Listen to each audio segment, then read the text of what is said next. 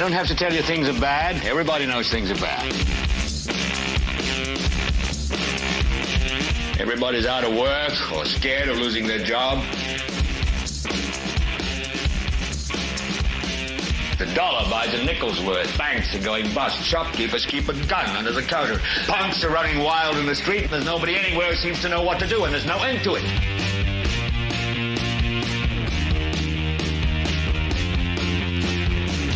The air is unfit to breathe, and our food is unfit to eat. And we sit watching our TVs while some local newscaster tells us that today we had 15 homicides and 63 violent crimes, as if that's the way it's supposed to be. We know things are bad, worse than bad. It's like everything everywhere is going crazy, so we don't go out anymore.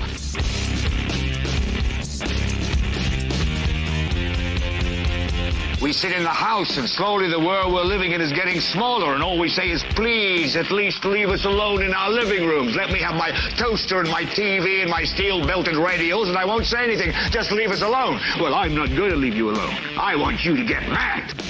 I don't want you to protest. I don't want you to riot. I don't want you to write to your congressman, because I wouldn't know what to tell you to write. I don't know what to do about the depression and the inflation and the Russians and the crime in the street. All I know is that first, you've got to get mad. You've got to say, I'm a human being. God damn it. My life has value. So, I want you to get up now.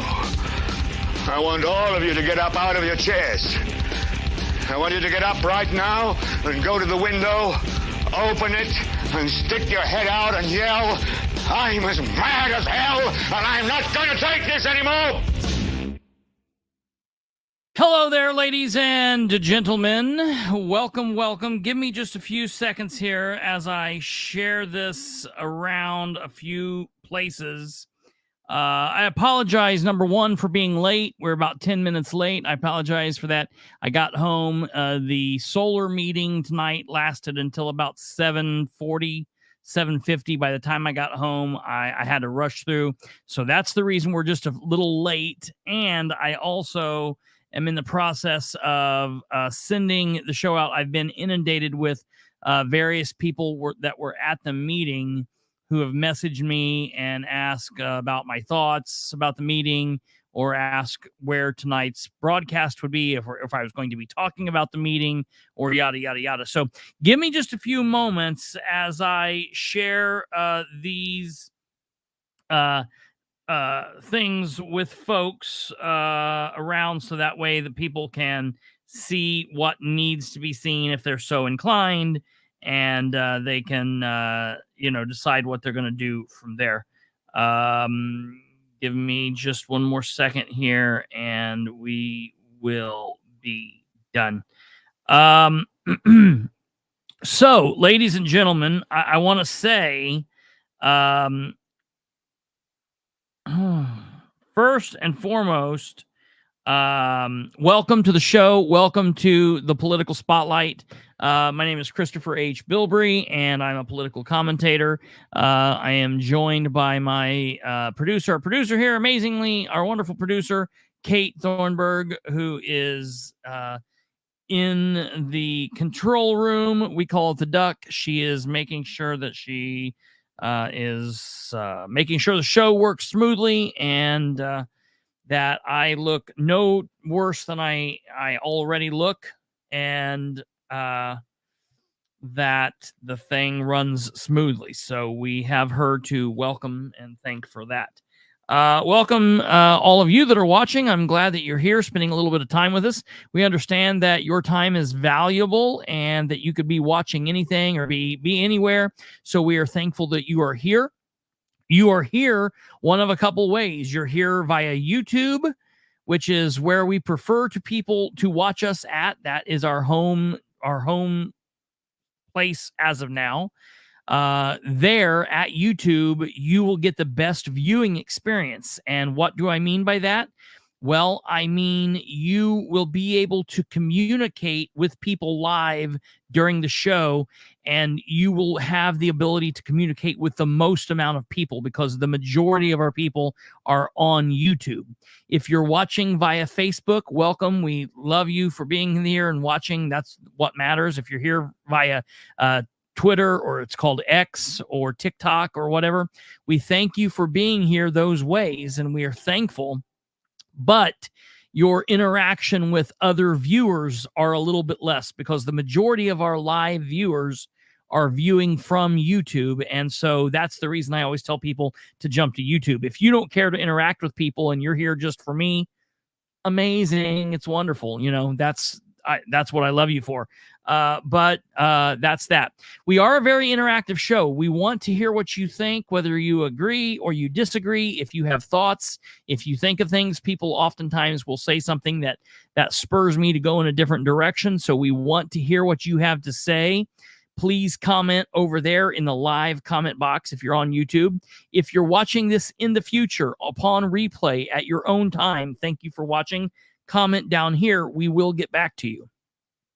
Above all else, please share the show with everyone you know. And if you like the content and you agree with what we're talking about, you disagree, or you think it's important, please hit that like and give us a share and do all of that stuff. So let's get straight to this. Here for the local news. Yep, that's what we're here. We are a live political commentary program. We are live 5 nights a week, Sunday through Thursday. So you're getting the action before the week starts, and you're getting the action as the week is ending. We will sometimes go live Fridays or Saturdays as it warrants it. We will also go live at various times if breaking news occurs. We are not a journalism program. I do not consider myself a journalist.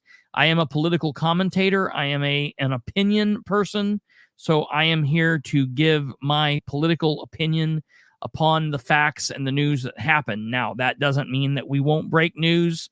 The fact that the Star Press is basically non-existent, and the other newspapers around the area, the Herald Bulletin, Times, Courier Times, they're just blah. So we do end up breaking a lot of news, but that's just kind of a byproduct of what we do. It's not that we are journalists, and I'm not trying to pretend that I am a journalist. So keep that in mind. I've been in politics for a very long time. It's a blessing and a curse, I guess. It is something that it's kind of like a cancer. It's affected me, and it's just what it is. I'm here, and this is what I do. So that's that. We have a couple of things that we're going to talk about tonight. Okay, we're going to talk about 3 main points. We're going to talk about the solar issue yet again. That's going to be the primary focus of the show. We are then going to talk about Rob Kendall from 93.1 WIBC's disastrous endorsement today. We're going to talk about that. And then we're going to talk about a disastrous opinion and decision of Jennifer McCormick, candidate running for governor of the state of Indiana. So we're going to talk about those 3 things. The other issue that I'm not going to be able to address at the moment, but I'm talking directly to just one viewer out there, and that is, I have no clue how somehow you have flip-flopped between the account that I set up for you and what I have no idea how you have managed to comment from the name that you're commenting from. So just don't comment anymore tonight. The person who who I'm talking to, and I will set that up and help you fix that tomorrow. I have no clue how you've done that. I literally commented from your device today, and you commented under your screen name, but yet here you are. And let's be faced, I'm talking to my grandmother. It is what it is. But so hi, grandmother. Thank you for watching. We're here. This is an important show because you guys live out in the county. You have a beautiful view, and this affects you guys. So this is very important. So pay attention. Don't go to bed. Listen to this. Teresa. All righty then. Hey, let's get right into it. See what happened in the comments? We've got 4 things that we're going to talk about tonight. We're going to talk about the solar meeting and everything that's going on with the solar deal. We're going to talk about the Kendall endorsement. We're going to talk about the McCormick disaster. And we're going to end on the Muncie Board of Works meeting and what occurred in that meeting. So we've got 4 things that we're going to talk about.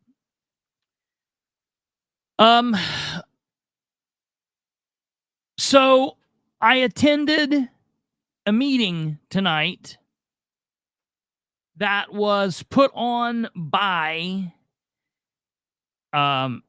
concerned citizens. A gentleman and his wife and his family, they graciously opened their home, their private sanctuary, their inner sanctum. They graciously opened that to various citizens, just people coming from all over. Large percentage of those people are friends and neighbors and people from the area, good people, the people, salt of the earth, people that I know because this is my stomping ground. See how important it is for people to fight even when it's not in your area, because I've been fighting this issue. I wasn't born and raised in Gaston. I didn't live in Gaston. I wasn't born and raised in Albany, but I wanted to fight those because I believed in it. And I thought, you know what? One day this is going to come to my backyard. It's going to come to my neck of the woods. And I'm going to want those same people to come out and fight for me as hard as I have for them. So it's here. It's no secret that I grew up and lived a good majority of my life in the Delaware Community School Corporation area. Lived basically off of 28 and 67 my entire life. Lived across the street from the old Reindeer Express when the Bucks owned it. It was, I loved growing up here. Loved living in this area. Went to Delta. I'm a proud Delta Eagle. And there are good people out here. And I know that there are people out here that will fight and that will stand up and do what is right and will come together. And I will tell you, GW has just made the comment of the night here, said it felt like church. Tonight's meeting felt like church. It did. It's very high energy. I will tell you, as a political junkie, there is nothing better than watching actual, just normal human beings, citizens, people who say, I don't want to do this. I want to go to work and I want to do my job and I want to be able to feed my family and I want to make, enough money to live my life and make my wife happy or make my husband happy and grow up my kids and, hopefully marry them off to normal people and get some grandkids and be able to live a life and, have my kids take care of me when I'm going crazy and bugging the hell out of them and then die and live a life. I don't want to fight the government. I don't want to run for office. I want to be a normal human being. But when pushed, those are the people that stand up. Those are the actual leaders. The people that say, oh, look at me. I want to be somebody. I want to be mayor. I want to be commissioner. I want to be a police chief and a commissioner and the dog catcher. And I want to have 15 different jobs in the public sector. And I want taxpayer money to pay for me and foot my bill for my entire adult life. Those people are the freaks. Generally, we don't see those people doing much leading. They're generally doing what's best for them, what's best for their friends. And they are they're just not leaders, folks. They're not the people that we want. It's the people, it's like the reluctant leader, is the person. I'll tell you, I'm going to scream till I can't scream anymore. I would be the happiest man alive if Tim Nickum would one day throw his hat in the ring to run for office. And he probably is mad that I just said that. And every time I say it to him, he's like, hell no, I can't do it. I can't, I'm not going to do it. That's not for me. I'm telling you.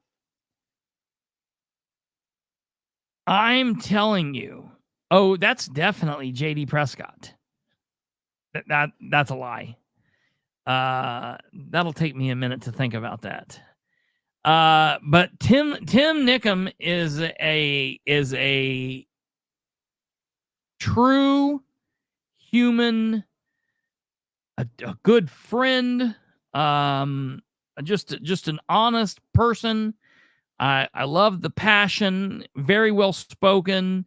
He's calmer than I am. He's everything that you want. Look, I'll put it to you this way. Currently elected, I'm not talking about any candidates coming up. I'm just talking about current elected officials. We don't have anyone that comes close to touching Tim Nickum. I'm going to tell you someone else that is a true leader, and it's the Doug Marshall that spoke at the Delaware County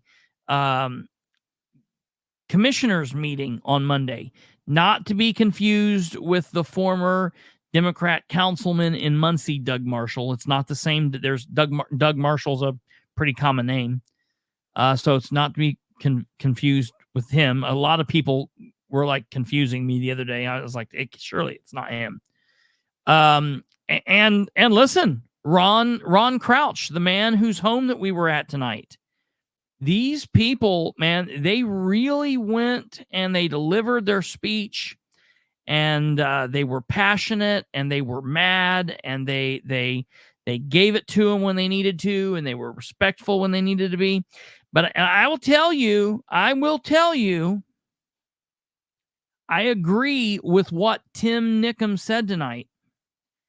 When Tim said, this was good, you guys did great, it was wonderful, but they've all heard it before. It's not going to move the needle. Now, I want to start straight off by saying, first of all, it was another amazing turnout in this meeting. I got there just a few minutes late. Going in tonight, I was just a few minutes late. A couple people graciously saved me a seat. Thank you. I actually sat by somebody. Literally, listen to this. If I wouldn't have been, it wouldn't have seemed weird. I would have been like, can I get a picture of you? I sat down. Kate, you're going to love this.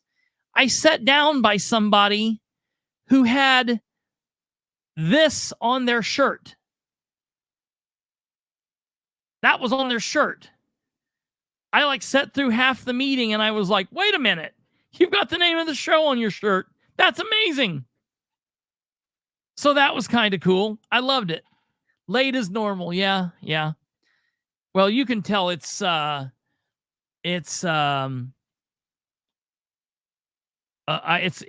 I was getting beautified, as you can tell. So I get there, and first thing that I noticed. Well, number one, I counted, and I did a count around the room, and from my count, and a couple people were moving around, but it seemed like this evening, this was the second meeting, that there were between 60 and 70 people there. That's the second meeting. The first meeting, there were between 70 and 80 people there. Now, I was not there for the first meeting, but to have two meetings back to back with various different people showing up to each and both polling in, 65 to 70 people, That is a really good starting point. That's a really good place to start. And, you know, I was happy to see that.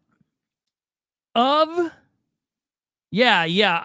will do that in just a second. Yeah, that's a good idea. Of the people who were there, one person who was not there, and I made sure to mention that, note that, was Sherry Riggin, who is the commissioner for the district in which we are currently talking about this issue. The elected commissioner. And what just absolutely burns my ass about this is she just had an opponent in the May primary. And unfortunately, she won, and she does not have an opponent for November. So she will win. She will be on the council, or excuse me, on the commission, the commissioners board for another 4 years. And it's basically, it is what it is.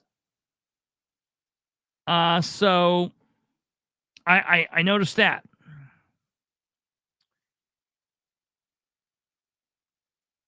Number two, I noticed that there were some elected officials there. And the elected officials that were there were Councilor Jim Mokel, Delaware County Councilor Jim Mokel. He's District 4. Delaware County Councilor Matt Kantz. He's District 3. The Chief Deputy Sheriff was there, Jeff Stanley.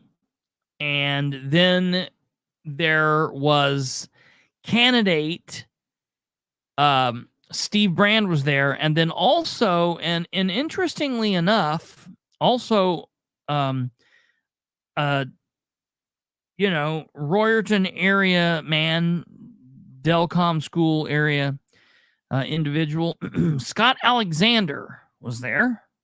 Now, listen, everyone's aware that I am not a big fan of Scott Alexander. I'm not a good or big fan of him from his actions or inactions on the county council. And I know that some people in here are going to listen to this and say, what? But he's a nice guy. Okay. And that's why I'm going to set myself against, like, look, and I'm going to talk about this at the end of the meeting when I talk about Kendall and his announcement and the governor deal. And I talk about Rainwater and Braun and Beckwith and JD Prescott and all of that stuff. Folks, we are not talking about giving these people Nobel Peace Prize awards. We're not talking about turning these people in for a Sagamore on the Wabash Award or making them a Kentucky Colonel or whatever else. We're not talking about this person being, the good steward of the year at the church. I'm happy that these people are wonderful people and probably good friends to a lot of you. And I want them to continue on in life being good friends. But being a good friend and a good man does not mean that you have it in you to be a good elected official. I've seen a lot of good men fail miserably. We've talked about this a lot on here before. And it's something that I absolutely will hold to. I mean, I've seen too much of it. So, and that's the problem where we're at in Delaware County. When people keep getting reelected over and over and over. So All right, I'm gonna slow down and pull it back. So the point of tonight's meeting was, from what I gathered from the hosts and a couple things that kept getting brought back, was tonight was kind of an organizational meeting. They were trying to see, like, all right, we had the first meeting, we're fired up, there's a lot of people here. We had the second meeting, okay, there's still a lot of people here, we're still just as fired up, people are still just as against this, we are wanting to fight this in some form. Now we need to see what we got to do. Like, where do we go? Who do we talk to? What is our next move? And one of the things that got mentioned several times was, possibility, the need to talk to an attorney. Listen to me. I spoke in the meeting, and I'm going to cover kind of what I said here in a minute, and I'm going to go into a little bit further detail. But there were several other points that I could have said something, but I just didn't. And, I was there to listen and take in, and now's my time to speak. I agree wholeheartedly with Tim Nickum. Tim needs to be, and I know he's a busy man. I know he is a busy, busy man.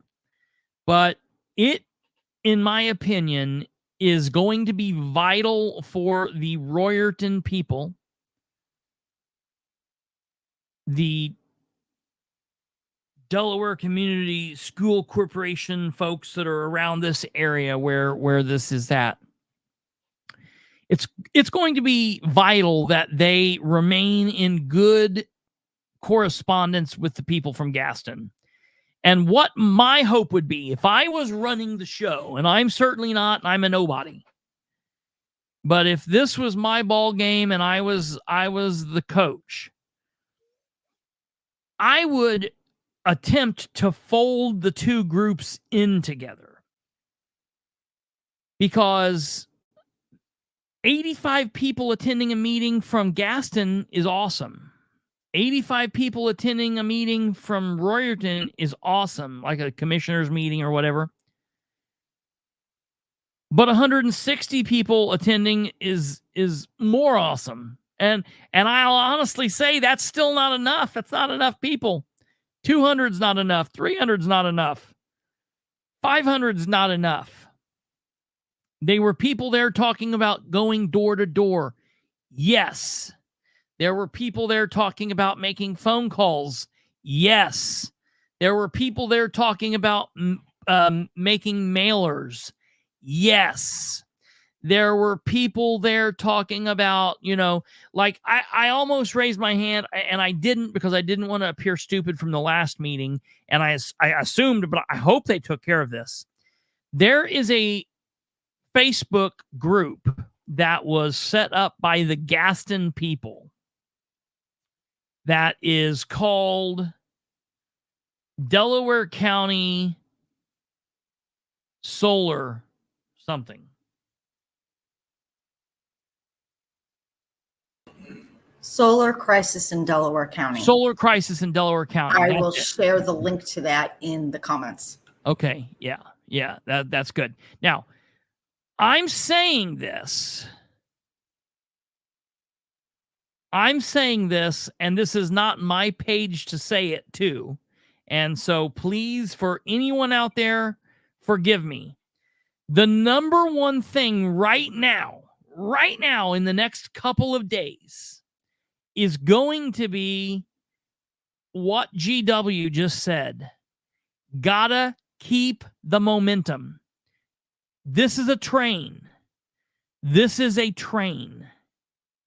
Oh, look at that. Mr. Nickham's there. Welcome, sir. I see you're on YouTube too. Thank you very much. He's just really a nice person, really accommodating. I appreciate that. It's the small things. You got to keep the momentum, because I can tell you, and look, normal people shouldn't know this stuff, because politics is nasty and dirty, and it's just really horrible to deal with. It is truly like a cancer. Well, I appreciate that. First time, long time viewer, first time caller. It needs to gain momentum, because the number one thing is you have people that are passionate. This is the thing that always crushed me when I was first coming up. It's kind of like when people would, in high school would yell fight and everybody would rush to watch. Some people were going because they knew the people fighting and they wanted to be there to see who won. And other people just wanted to be there to see the drama and the chaos and whatever. There was always a guy, I went to school with a guy at Delta. He was like, I just wanted somebody to throw a chair. And that's something I've always said. I just want to see somebody throw a chair. There's those people in the world. There's a lot of people that will kind of cob on to things like this because they like the excitement. They like the drama. They like something's happened. It's like, free entertainment. So they will go and they will get involved. And those people are good for like numbers for a minute, but they will fall off. They will get bored with it quickly. Something won't go their way in a meeting or in a court ruling, and it becomes not fun. It becomes work, and then it's like, this is too real. So you need to get to the real hardcore dedicated people. And I can tell you, look, I'm going to just be real frank. There were people in that room that were there for this is really passionate and I'm here till the end. And there were people in there that I just saw out of the corner of my eye, here, there, whatever. And I'm not pointing a finger. It's just human nature, who are, here tonight. They might be in for the next meeting.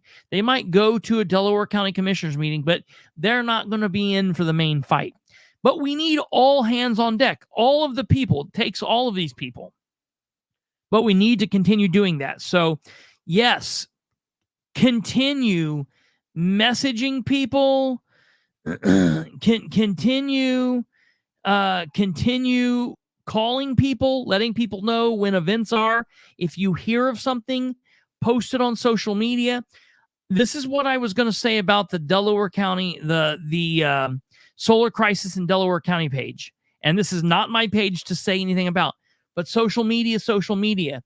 If you're someone from the Royerton area, or better yet, if you're someone from Cowan, or if you're someone from Randolph County, if you oppose what's happening in Delaware County, if you live in a county and you oppose it where you are, if you live someplace where this has not even been brought up, but you think, holy crap, I don't want this happening in my neck of the woods, join the Solar Crisis in Delaware County page.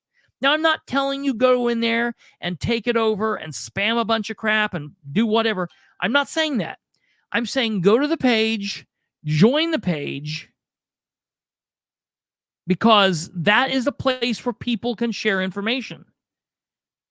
People, Ron Crouch could go in there and say, hey, we're going to have another meeting at my house tonight, tomorrow. Tell a friend.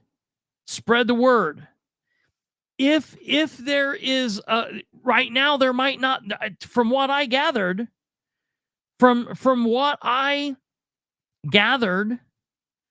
there's not a page for the Royerton people currently. So until there might be, cool. But we need someplace right now to be able to spread the word.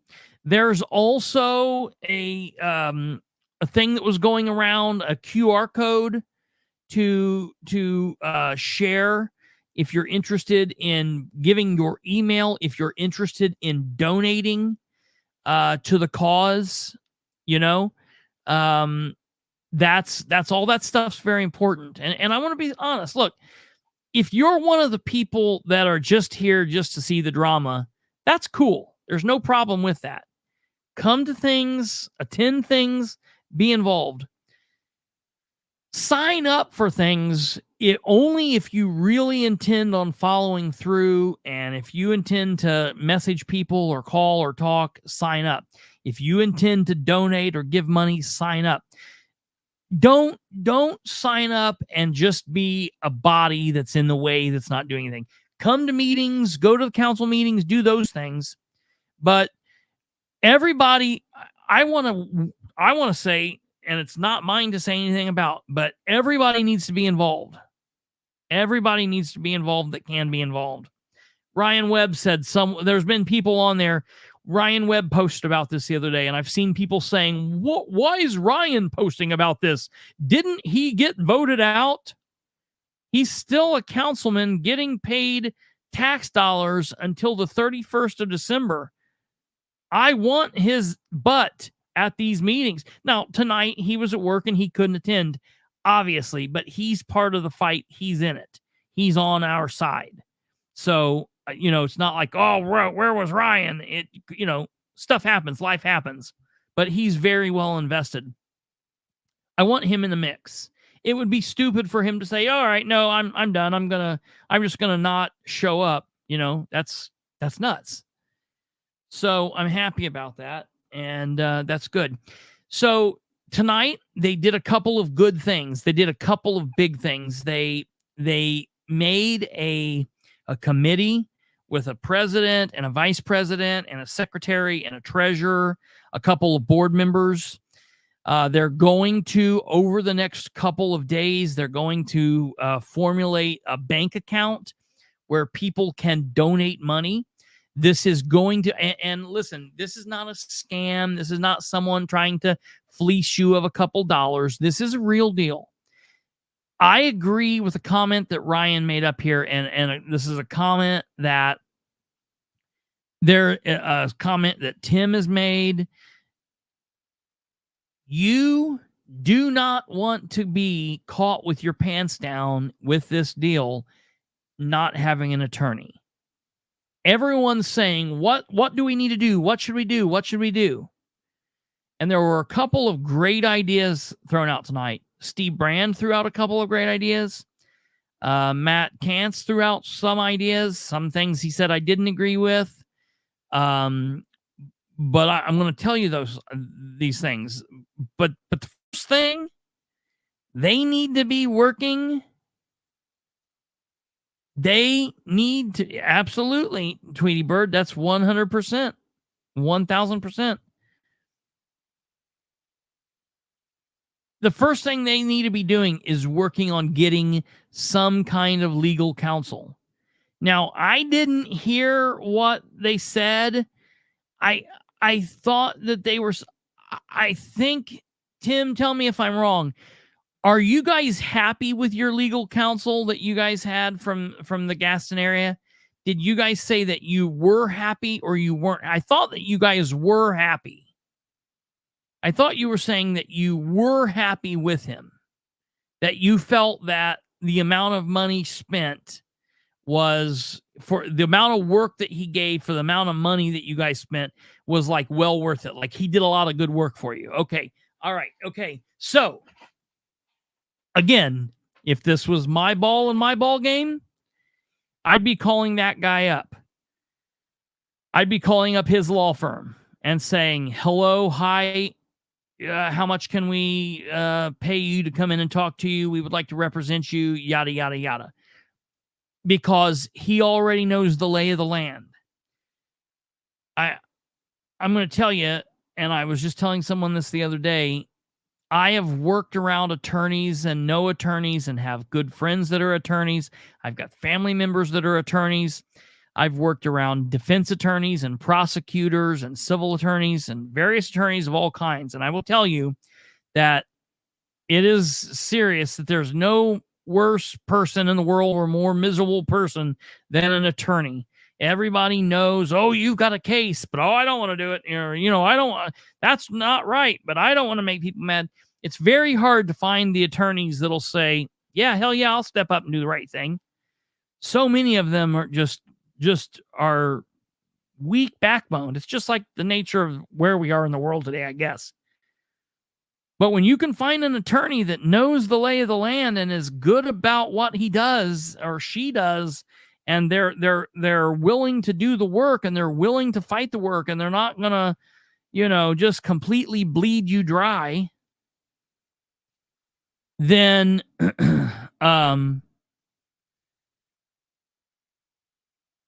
then I would highly recommend going to that person. Now, maybe he'll take it, maybe he won't, maybe he's busy. I don't know. But that's the first thing I would try. That's the very first thing I would try. Now, after that, because that's only going to be something that like a couple of people are going to be. That attorney is not going to be responsive to all 75 people. That's not going to happen. That's the other thing. And I want to kind of mix together some thoughts from various people. At one time, I spoke in the middle of this event, and I got to the point, like I do, I hear so much nonsense, and then I kind of blow my gasket. And so I kind of got a little pissy after I heard what Councilman Mokel and Councilor Matt Kantz had to say, just because they were kind of doing the, well, we're just have to, we're looking after these people and these, and I really respected what Tim had to say. Then he's like, well, I can appreciate where you're at, but I'm talking about my livelihood. I'm talking about my home. I'm talking about where my kids were raised, and where I'm going to retire to, and it's going to be my kids' inheritance. And I'm talking about something that is my life, right? I'm talking about my life, and you're an elected official that might not be here in 3 years. You know what I mean? So, that I don't like hearing that. So I spouted off and said some things, and we'll talk about that in a moment. But at the end of that, Matt Kantz was like, well, I respect what Bilbrey said, but also maybe appoint people to talk. I'm going to mix those things together. I agree. You want to, this is like a chess game. It's politics. It's like going into a courtroom. You got to think smart. You want to strategically place your speakers in places. You maybe want a good speaker at the beginning where that speaker can really open up and bang, knock those people out. Maybe you want to put a couple of other good speakers right behind that person, and then you have just regular citizens get up and say their piece. Then maybe you have a good speaker in the middle. Then maybe you have a good cleanup speaker, to bring it home. Someone who's going to speak at the end to bring it all back home and remind everybody what this is. To me, that's how you play politics, folks. That's how you do these presentations, and you get the most bang for what you're doing. You don't want to just jump up there haphazardly, and you don't want your 4 best speakers to go and then have people who mean well but get up and stumble and talk whatever, and then everyone gets bored, and then by the time the end of the meeting's here and they're going to vote, they forgot what all the 4 people. You want to maybe stack those people. There is nothing wrong with coming up and making someone, because not everybody's going to want to speak. There's nothing wrong. There's nothing wrong with having, 5 people that say, hey, I would like this idea to be conveyed, but I don't want to get up and talk. Will you say that? And so there's nothing wrong, like Matt Kantz said, with having a couple of point people who will do the talking for several people. But man, listen to me. Do not stand before me as an elected public servant and explain to me that for my benefit, you think I ought to give my voice to someone else. To hell with you. Yeah, make the point people, and they will do that. I'm sure they will do that, and that will happen.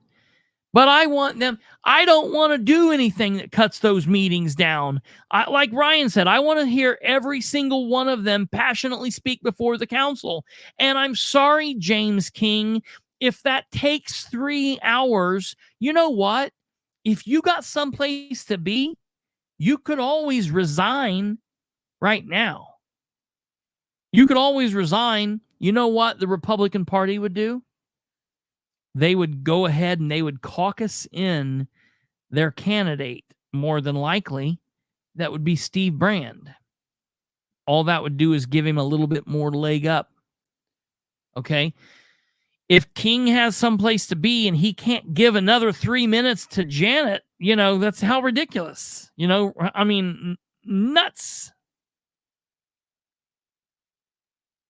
They don't want people to repeat the same talking points. And look, hey, I got to be honest. Look, it gets monotonous. But, I mean, cry me a river as you are an elected official. No one put a pow-pow to your head and made you do that. You ran for your own good. You wanted to run because you wanted to be there. You wanted what came with it. And listening to people talk when they're not happy with you is part of the job. When is Henry up for re-election? Henry should be up for re-election in 2 years. So next year is an off year, no elections, and then he will be up the year after. So that's the other things. Go and sign up. Everybody that walks in the door, whether you want to speak or not, sign up, because then you can give your time to someone else. And they hate when that happens. So, look, I very much get it. There's something to be said about being succinct and right on point and delivering a good, strong message. But there's also something to be said for giving citizens their due, letting citizens come before you. And if the old woman wants to stand there and cry about her husband and their kids working the farm and wanting to keep that because her husband's deceased and she's upset and they don't want it makes them uncomfortable for them to stand there and someone to catch their breath because they're crying or they're upset or it's emotional. The commissioners don't like that. The counselors don't like that. They don't like that. It's good for them to see that. It's good for people to see that. There's nothing wrong with being emotional about this stuff. Let me tell you, I went to the Crouch's residence tonight, and he wasn't pulling your leg, folks. They have the most gorgeous view out there. I wanted to stay the night. I wanted to move in. I want to be like, hey, do you want to adopt a political commentator? I'll come live out here. I'll stay in one of the barns, man. I love that area out there. So, yeah, they have a reason to be passionate about what they're fighting about.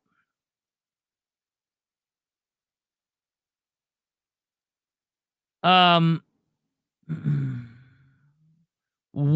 of the commissioners, just one of them, should have spoken up and allowed Janet an opportunity to talk. They said, you can come back. Can you come back next time, is what they said to Janet. I hope she goes back next time and takes 10 friends. Oh, with her. She's going back. And she drags 10 more people with her. And Right. They all sign up to talk. Right. 30 minutes, bitches. You get to listen. Yeah, right. Absolutely. For those of you that are new here, that was Kate, producer Kate. Absolutely. Yeah. So, it's important that the elected officials see the result of their stupid decision up close and personal. They can deal with 3 minutes of discomfort in the face of the people that have to live with this. Yeah, live with the decisions. Yeah, absolutely. 100%. Yeah. Mm-hmm. Well, so they're on a roll. They're doing really well. They're in a good place. I was really happy to see the organization that they have and the amount of people that are there, and the kinds of people that were there. There were people from all different walks of life that were there. And it just that really empowers me. It makes me happy. It gives me a high. I'll be honest. I did 200 miles an hour home. That I get fired up, man. She should get 6 minutes, 3 for each meeting. Now, I spoke up and I was passionate. I said, look, you don't have to sign up. They play games with that sign-up sheet. They put it out there and they take it away a few minutes after the meeting. They don't take it away right before the sign-up period, right before public comments. But here's the deal. What's wrong with saying, hey, we've got the sign-up sheet up here. Is there anyone else that didn't get a chance to sign up that would like to speak? Is there anybody here that would like to speak else? What is the matter with asking that? It's so gross. And that's what I told those people as I spoke tonight.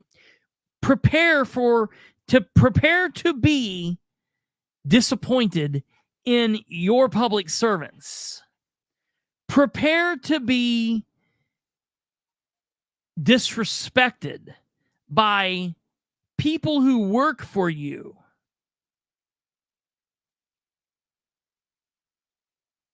You know, it sounds like I'm at an AA meeting anytime I go to something like this.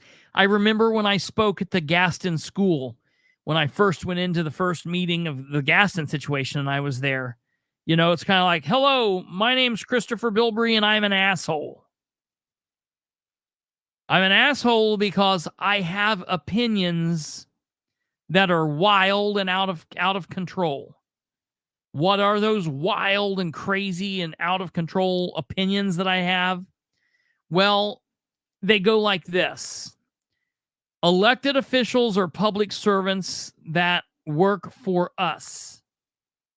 They're not elected to do their will. They're not elected to do the will of their president. They're not elected to do the will of their party chair. They are elected to do the will of the majority of the people. And if they go against that, they need to be able to face the outcome of what results from their actions, their decision. I believe in communication completely from our elected officials. For anybody out there that's done, everyone's done one of two things.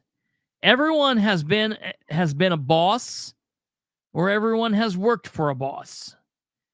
For all the people out there that have done these two things, let me ask you, could you imagine, let's just say you are the fry guy at McDonald's. Could you imagine Ronald McDonald walking up to you and saying, yo, fry guy, you need to salt those fries a little bit more? Or how much salt are you using?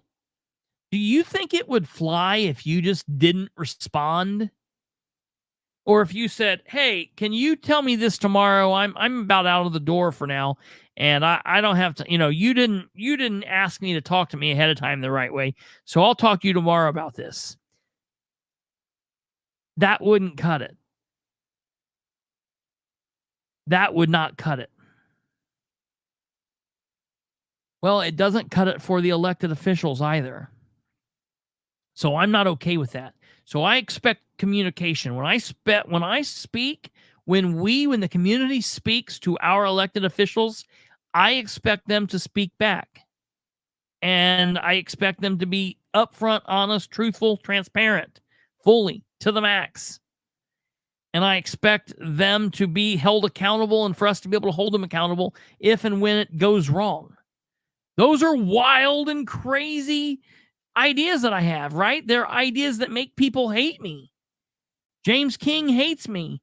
People on the council hate me. People in city government hate me because I demand accountability. It's nuts. So I'm going to pause in my monologue here for a second. Jackie says, is it safe to assume there are some property owners in this Royerton area who are in favor of leasing their property to the solar companies? Yeah, it's safe to assume that. Here's the thing. Number one, okay, there are already people out there that we heard this tonight. There are already people out there that have leased their land. These companies work quickly. They work for a long time under the cloak and dagger, under the cover of darkness thing. Nobody knows what's going on. People are already getting paid good money for their land. Nothing's happening there, but they've already got the land. Now those are people they don't have to mess with.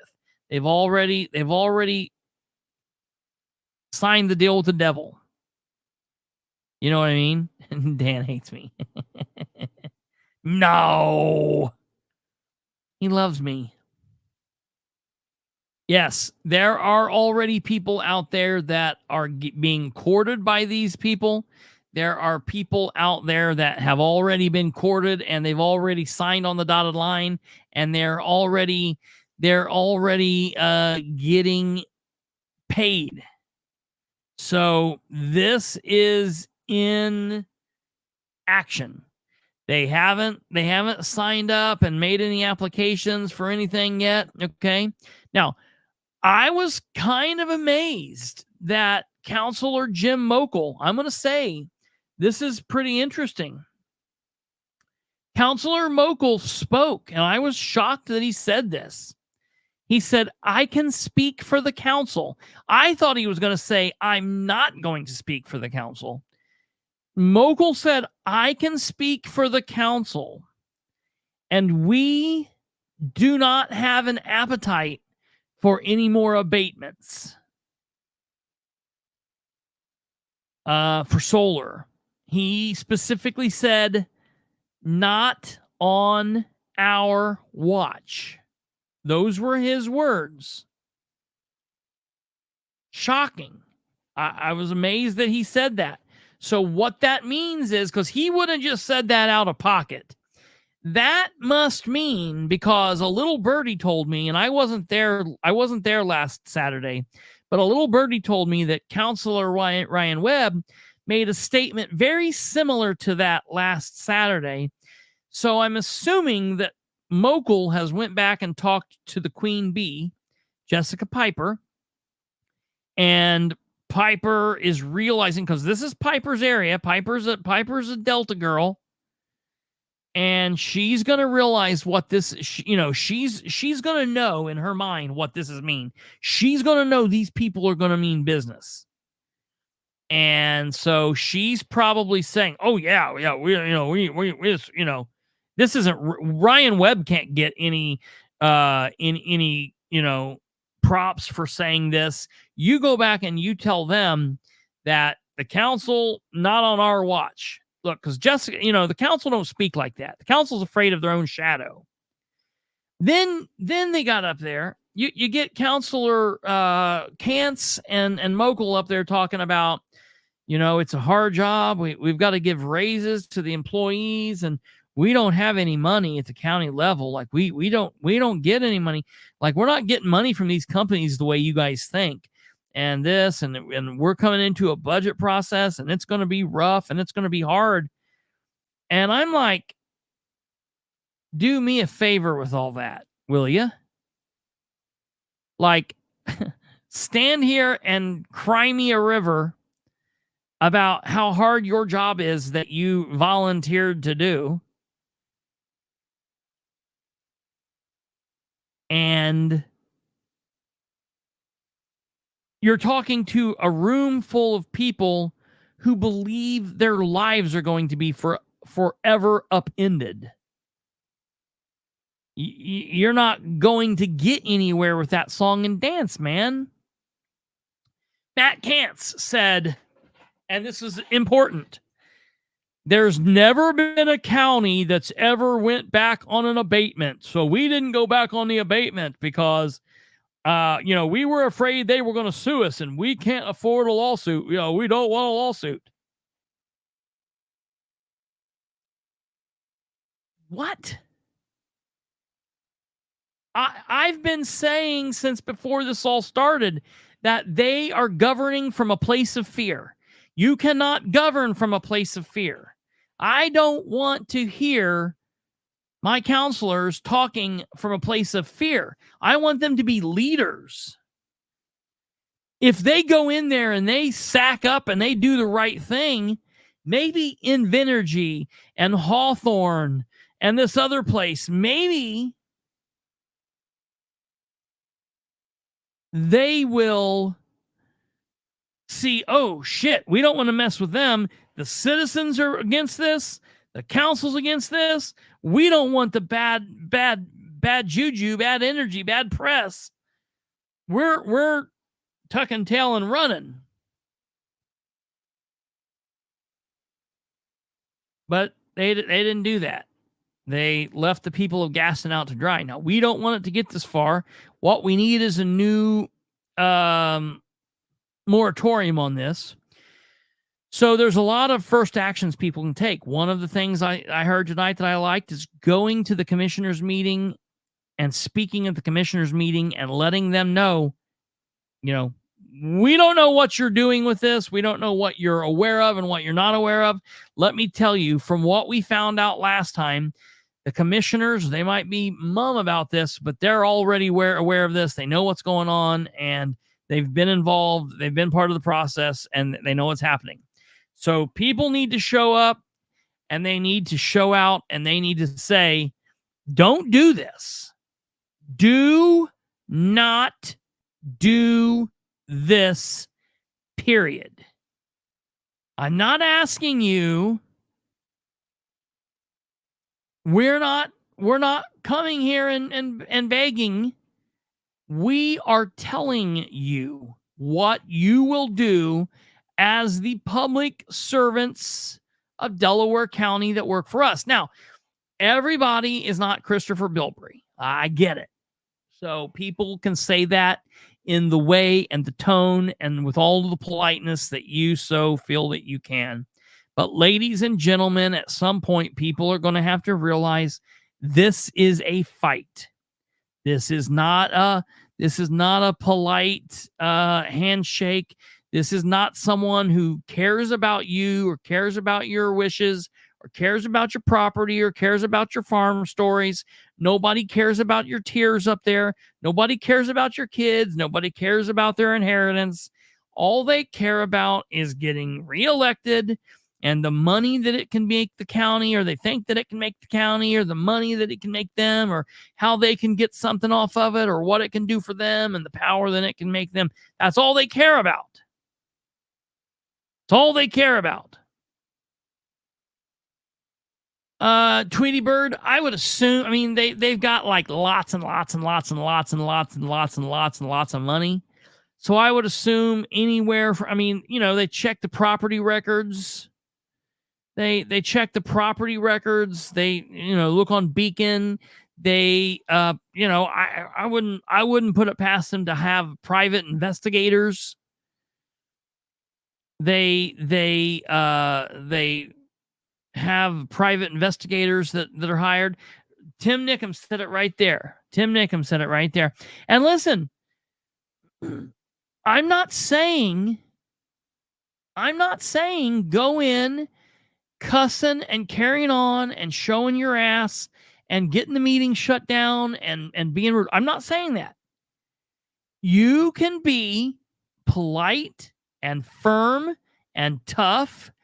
Everybody, if you have not watched and listened to that meeting, if you didn't catch it the other night when we played it, or maybe just to refamiliarize, go back and watch that Delaware County Commissioners meeting. Go back and listen to the men that stood up and talked, and the women. I don't know if there's some women. I don't mean just like listen to the men. Listen to the people that talked, because they all did a good job, and they were all tough, and they were to the point. It's going to take that, but it's going to take money. I hate saying that. I hate saying it, but it is. It's going to take money. It's going to take people donating. It's going to take an attorney, and it's going to take bodies. And I brought this up to attempt to shut Matt up. And I like and respect Matt. Matt and I communicate periodically and whatever, but he's disappointed me more than he's made me happy as an elected official. I have no problem saying that. He's been a disappointment more than he has been like a source of, yay, look what he's done. And when he's like, well, we're afraid of the lawsuit. Well, I want everybody, and I told these people at this meeting tonight, I want everybody to, if you're not familiar, Google City of Muncie, August 5th, 2019. All you gotta do is Google that. What I want you to find will pop up. You will find a link to a story. You will find out that in August of 2019, that between 12 and 1,400 people, citizens, attended a meeting at the Muncie City Council building in a room that is intended for 300 seats. There's 300 people there. A large ass group attended that meeting, and it scared the hell out of every counselor there, city councilor. That deal was already done. I want to make sure people are aware of this. A lot of people don't know this. The deal was done.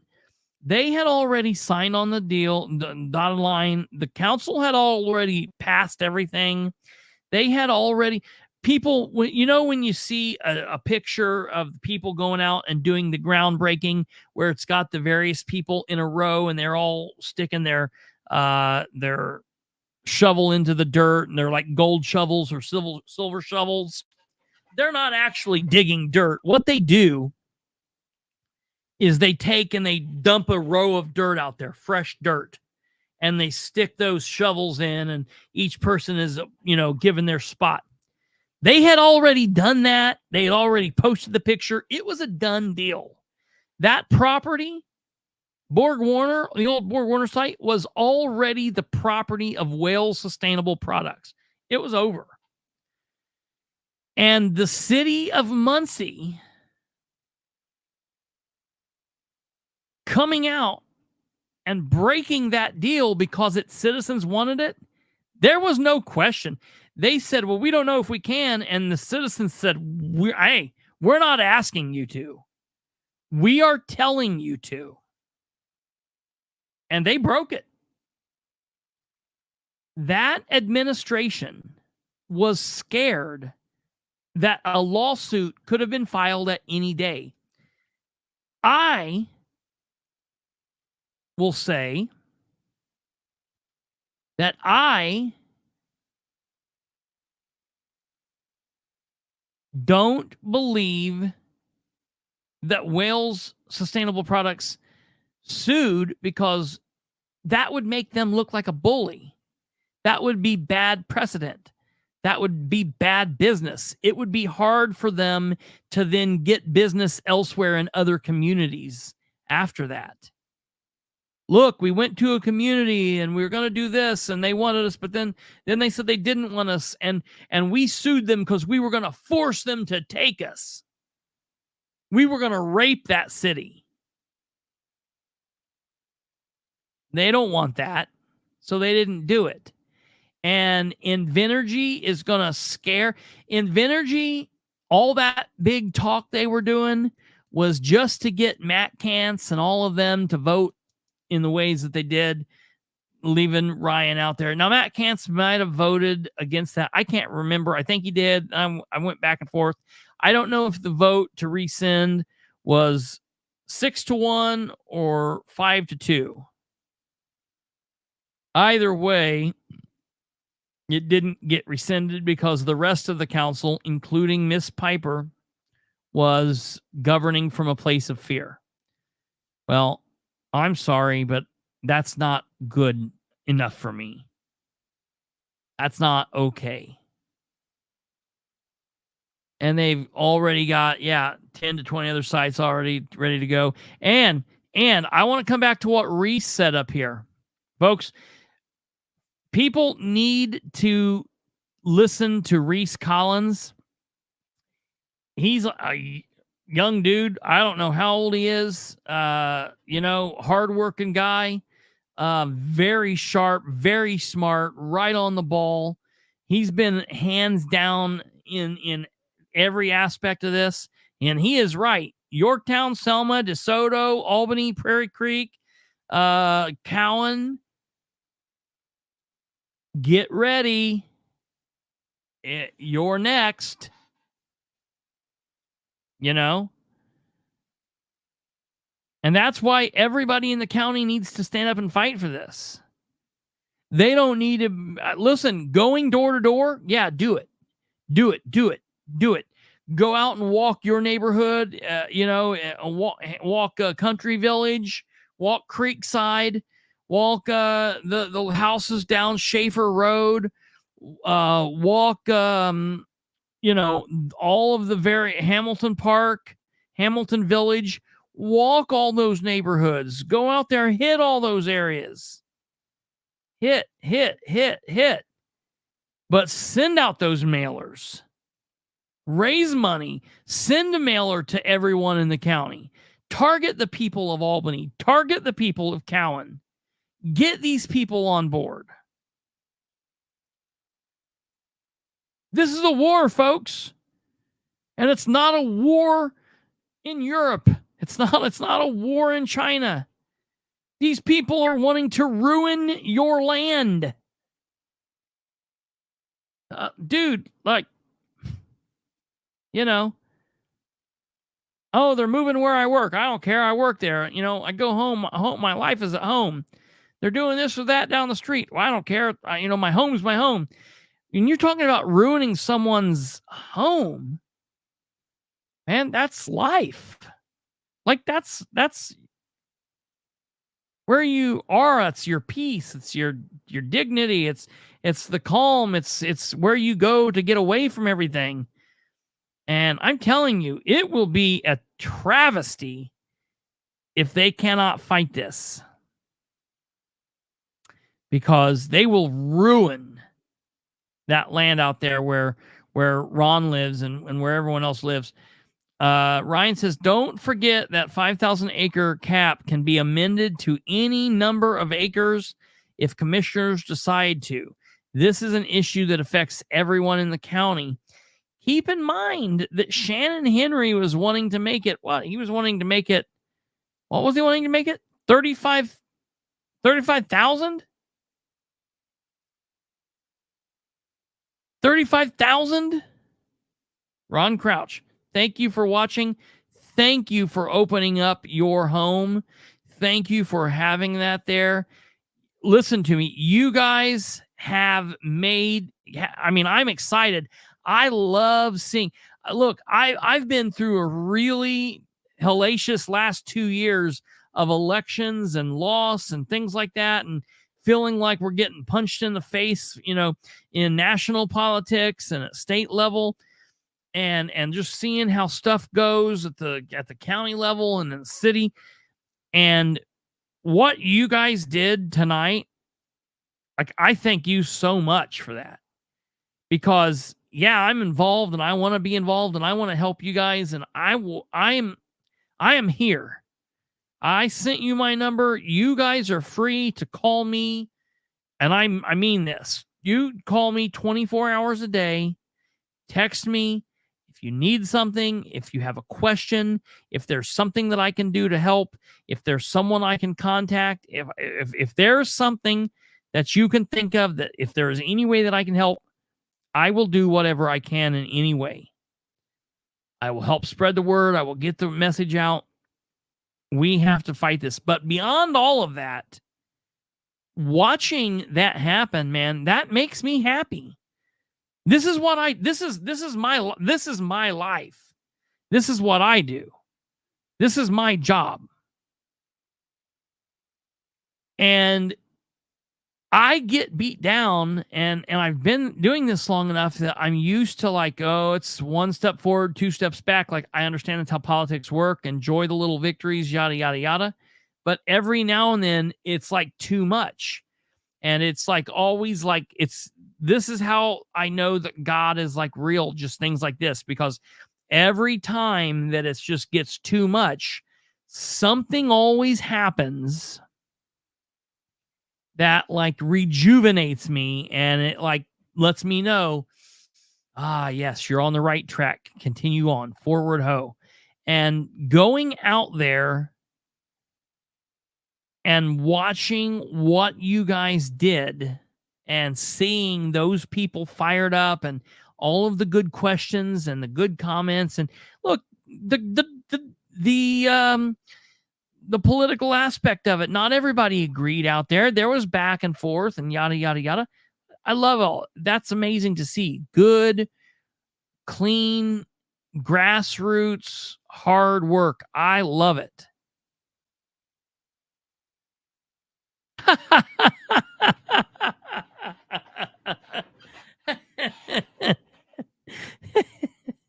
Ryan, you're an idiot.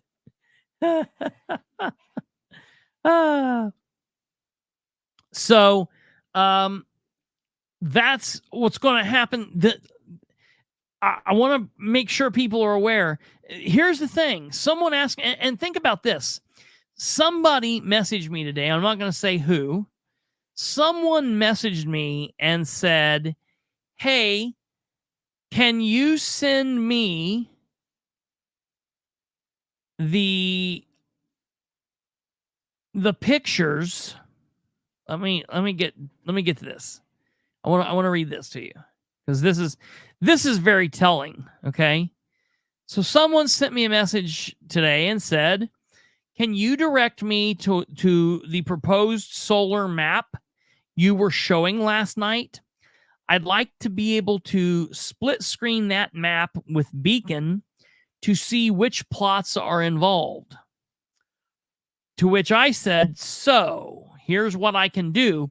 I can send you the pictures that I have, but I don't know, because I was going to do the same thing that this person was going to do. I don't know that they're clear enough to do exactly what you're trying. It might be, and I'm gonna try it too. But I said they're not. These pictures aren't out there someplace. This is what they put on a flyer and sent out to people. But it's not like they don't have this information out there because they don't want this information to be out there. It's the same thing they did in Gaston. They didn't want to let people see the maps, and they didn't want people to see exactly what they were doing and who had signed on. And it was all very secretive. And again, you got to ask yourself, man, if these people are doing all of this under the cover of darkness, doesn't that seem like maybe something's wrong with it? If they can't do it out in the light? You know, this person said, thank you, sir. I looked online and found nothing, which is probably by design. Yeah, right. It's all by design, man. It's all by design. You know, and the person says, this is one of those things that seems like it would be easy, but it's not. I've been reduced to eyeballing it. I can tell you that the lots south of 28 are owned by trusts. And then they go through all of this and stuff and talk about things. But the bottom line is, and I'm going to show you here, the pictures that we have of this aren't the best pictures in the world. They're not pictures that you know, they're putting out showing like the best, you know. Oops, you were doing that. Sorry, I didn't know you were doing that. Ha! Proposed project area. So again, I want to tell everybody, this whole picture is not Delaware County. That whole picture is just a portion of like the middle northern area of Delaware County. Like Muncie's all down here. This is just farmland out in Delaware County. And so that's what's going on. Well, I did like some close-ups, you know, where I made it a little bit closer. You can see where State Road 28 is. You can see Country Villages here. You can see State Road 3, obviously. Here's the cemetery. So, you know, that gives you kind of an understanding of what's happening. But I mean, again, it's not like this is the best picture in the world. you can't really get a full understanding of exactly. It's not the same thing as what you're going to see on Beacon, and it's all by design. It's all by design. Ryan Webb says citizens would be really bummed if they really knew that a large percentage of their elected officials couldn't care less about them, and that they are self-serving deviants. They are self-serving deviants with to concern for others. What? And that they are self-serving deviants with no concern for others. Yeah. Citizens would be really bummed if they knew that a large percentage of their elected officials couldn't care less about them, and that they are self-serving deviants with no concern for others. A truer word, sentence, phrase, thought could not be said. That is very true. And that is true from the national level, the state level, and the local level. And it's very true here in the local level. And I'm gonna break people's hearts, their minds, or whatever. Even the people that you guys all say, well, they're my best friends. They're my good friends. We're really good friends. I voted for that guy over there since he wanted to run for dog catcher. They'll smile at you. They want your vote. They're not going to raise a stink because of you. You know what happens if they raise a stink because of you? They get pushed out and demonized from the party and demonized from being able to be in meetings, and they're not told things. And when they have special meetings, they do it when those people are at work and can't get off, so they're not part of the process. And at the end of the day, they push them out and they get them unelected, like Ryan Webb, like Kurt Knisley, like John Jacobs. It happens to people all of the time. Meanwhile, the good guys that don't question anything, the good guys that do as they're told by the party chairs, by the state party people, are, like J.D. Prescott, Jessica Piper, Scott Alexander, Elizabeth Roway, Kyle Pierce, or Kevin, I don't know, whichever one, whatever that idiot's name is over there. All of these people, man, all of these people. And again, it's like, look, good. I'm glad that you're a good Christian. Look, I'm a believer too. Praise God. That's fantastic.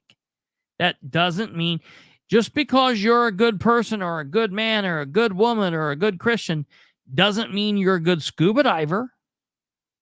You might be okay, but it doesn't mean you're the best. They don't go, those two things don't go hand in hand. Being a good Christian doesn't mean that you won't be tempted by what you may be coming across if you get into a position of power. Absolutely. Absolutely.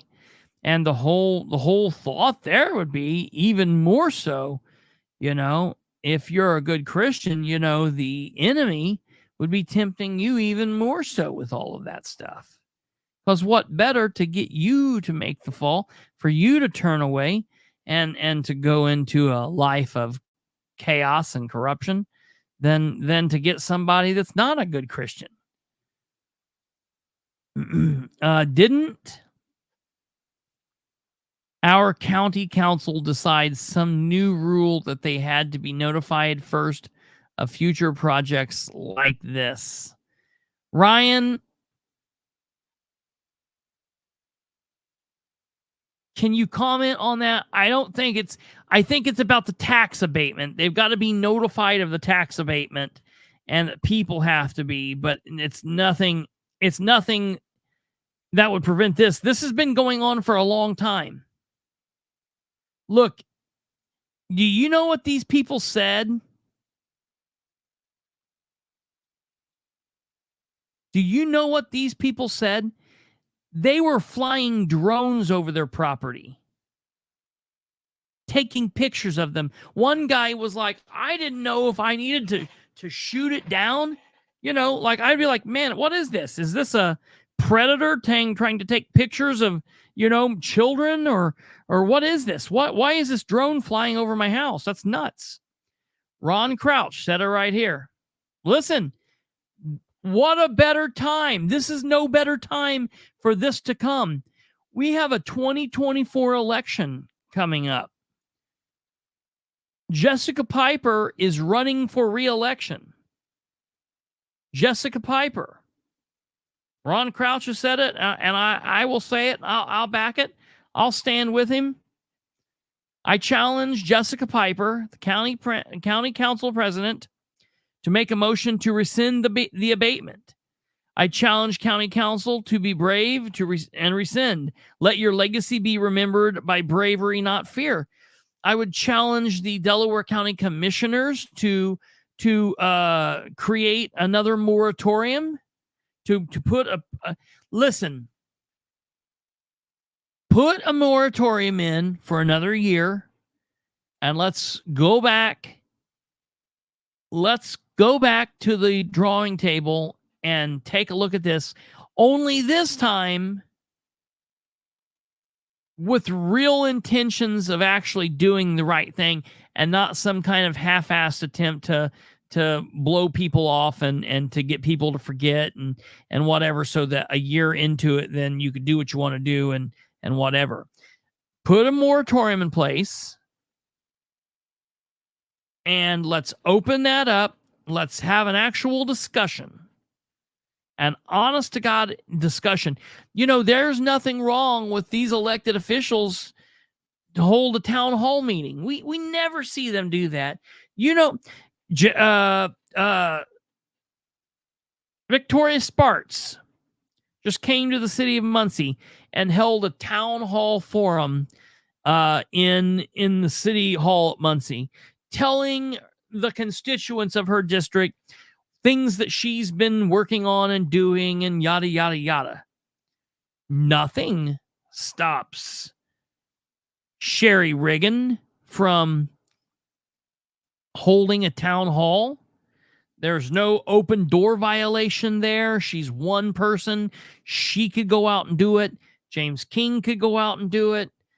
Shannon Henry could do it. Hell, they could have a special meeting and open it up to say, we're going to do this on a Saturday, and we're going to have a 6-hour discussion, and let everybody come on down, come early, come late, come in between, whatever. And we're going to let you guys talk, and we're just going to be open, and we're going to be polite, and we're going to let every single person say every single word they want to say, and we're going to get it out. We're going to hear it out, and we're going to get down. That would be politicking with the citizens in mind. And elected people are going to say, well, that's just not feasible. You couldn't. Why? Why could you not do that? I don't know. I have a question for you. Yes, ma'am. So the council had previously brought up the abatement. What exactly were they voting on when they voted 5-2 or 6-1? To leave the abatement as it was. But that abatement, I want to, because some people. So they didn't actually vote on no to rescinding it. Say that one more time. Did they vote no on rescinding it? Was yes. that ever even brought to the table? Yes, they voted no to rescind it. Okay. I just wanted to clarify that. Yeah. Was there someone saying they hadn't done that? No, I just wanted to clarify it because in my head I was getting a little. Yeah. They voted so many no. Meetings, I get confused. Well, yeah. So in the whether it was Tim, do you remember? Anybody in here know? Ryan, do you know? What was the vote? Was it 2-5 or was it 6-1? Was it Webb was the only person to vote to rescind and everyone else voted no? Or did Matt Kantz vote with Webb? That's what I can't recall. I don't know what occurred there. Tim also says, Reese and I asked for this issue to be put to a county referendum, but we were told that would be too expensive. That's interesting.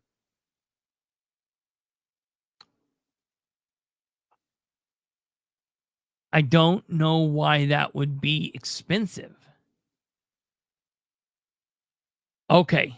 All right. That's what I thought. So in the end, Matt, well, look, and it's fair.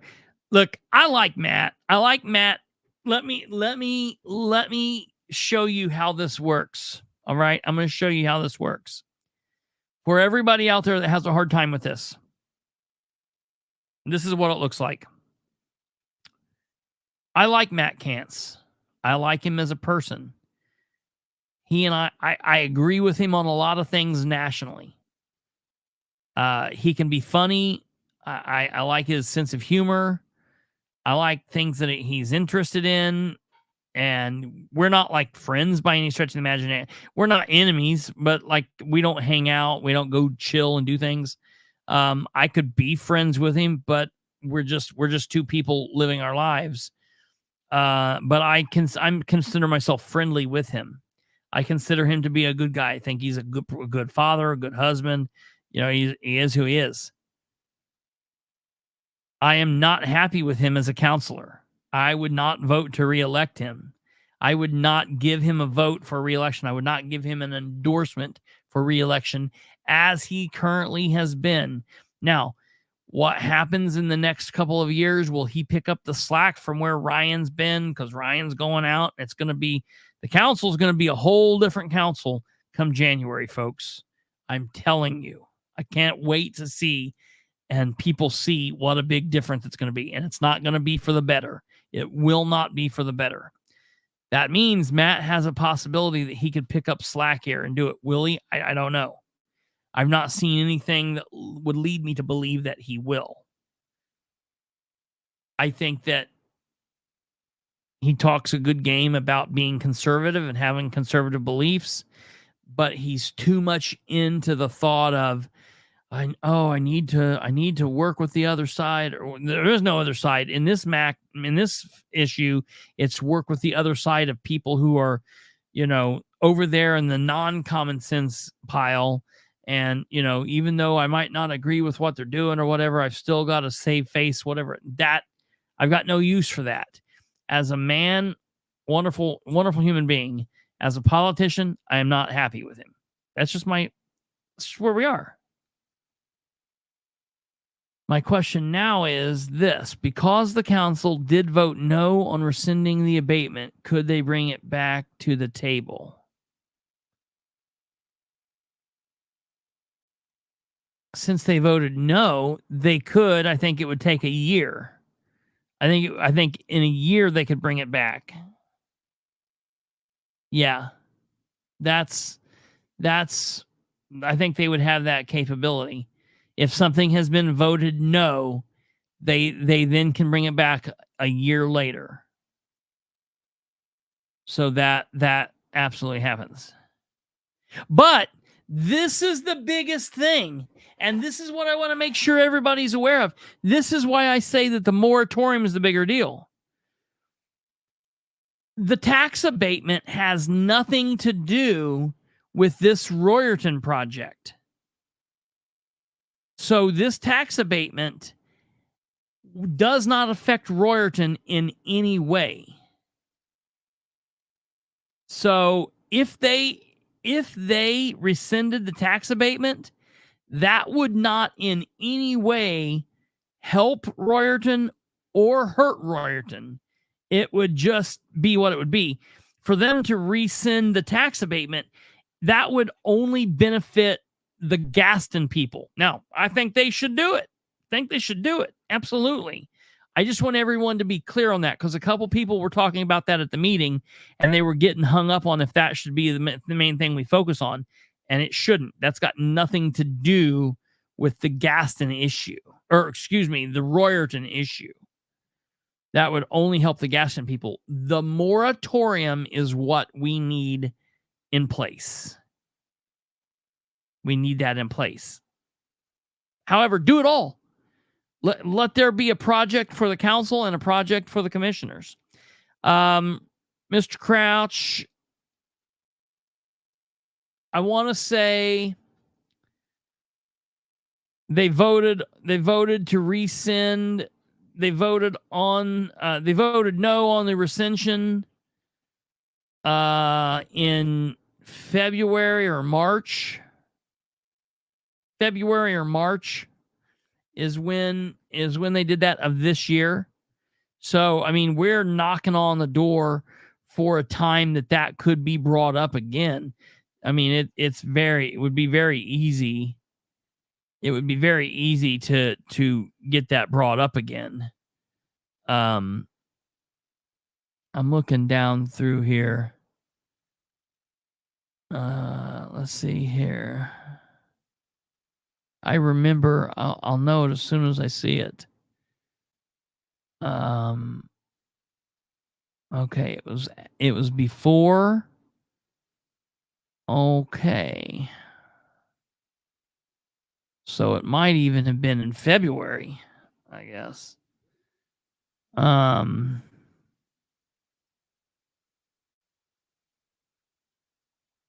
great so it was sometime, it would have been sometime around January, February that they actually voted. Let's see.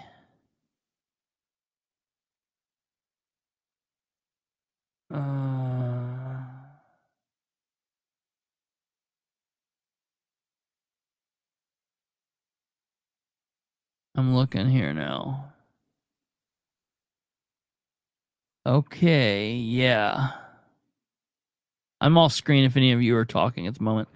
The 125th episode will be one for the books. In this episode, host Kristopher H. Bilbrey dives into the Delaware County, Indiana Council meeting from earlier in the day, Tuesday, January 23rd. Specifically, Bilbrey discusses the Great Debate. After this time, citizens can finally truly know this was some kind of game from the start. You'll hear it with your own ears from the mouths of the elected officials. Okay, so yeah. It was, I'll tell you exactly when it was. It was right around the time that I took the dive in the shower. When I fell in the shower and cracked my ribs. God, that was horrible. What a nightmare. It was around all that time. So yeah, sometime in January, February, sometime around in there is when it happened. Let's see here. Abatement doesn't matter. Okay, actions. An immediate moratorium would stop all projects temporarily. What ultimately needs to be done is a total ban on industrial solar, just like we currently have a ban on industrial wind. That's period. Jackie Fisher says, I believe the abatement vote by council was on February 27th, 2024. I believe you're right. I believe you're right. See, man, you guys are so smart. Everybody's right on it. Everybody knows everything here. It's just that's I love it. Kate's like Kate is on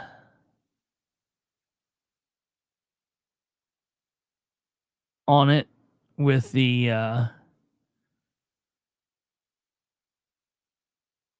anything we need to look up. You guys know stuff in the comments. It's amazing how well you guys know shit that goes on. It kind of all runs together for me. We don't have to wait a year. Okay, good. Yeah. That's good then. So it could be brought up at any point. Well, then have at it. But the moratorium is what needs to be brought up. So that's where we stand for what happened tonight. Basically, the next thing, I'm going to reach out to the people and find out. Well, we got to wait until there's a Facebook page. Once they get a Facebook pages up, people, you can already go ahead if you're interested in going ahead and looking into the solar crisis in Delaware County. You can always jump on that page. Anytime I post anything related to solar, I always send it to them and give them an option of posting. And I normally post it in comments down there. Follow along with Ryan Webb. He posts things about this. Keep looking out for the Crouches, for 10 people that follow them in social media, like local people. I will continue to post when there's events or whatnot. This stuff's going to happen pretty quickly because it has to. The nature of the beast is they have to work quick, and it's better if the citizens get the first jump than if the company does. And so that's very good. What are you doing? Oh, I was skimming furiously through the minutes that are up online and I can't find it. So you couldn't find it. I wondered about that. Let me show you guys this here. Just so you guys can see.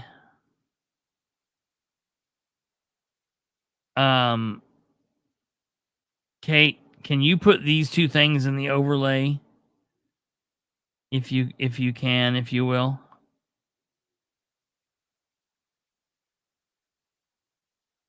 Oh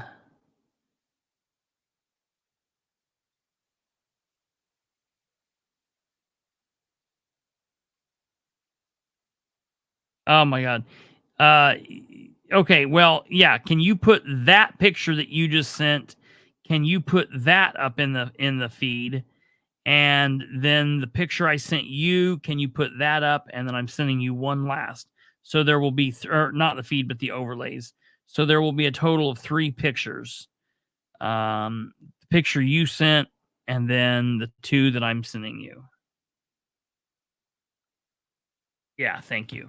So, okay, I'm going to show you a couple of pictures. I'm going to show you 2 pictures right up here, and then we're going to go on to the other quick discussions just briefly so I can go ahead and get you guys out of here. I had a lot to say about this. I was very passionate about it. I was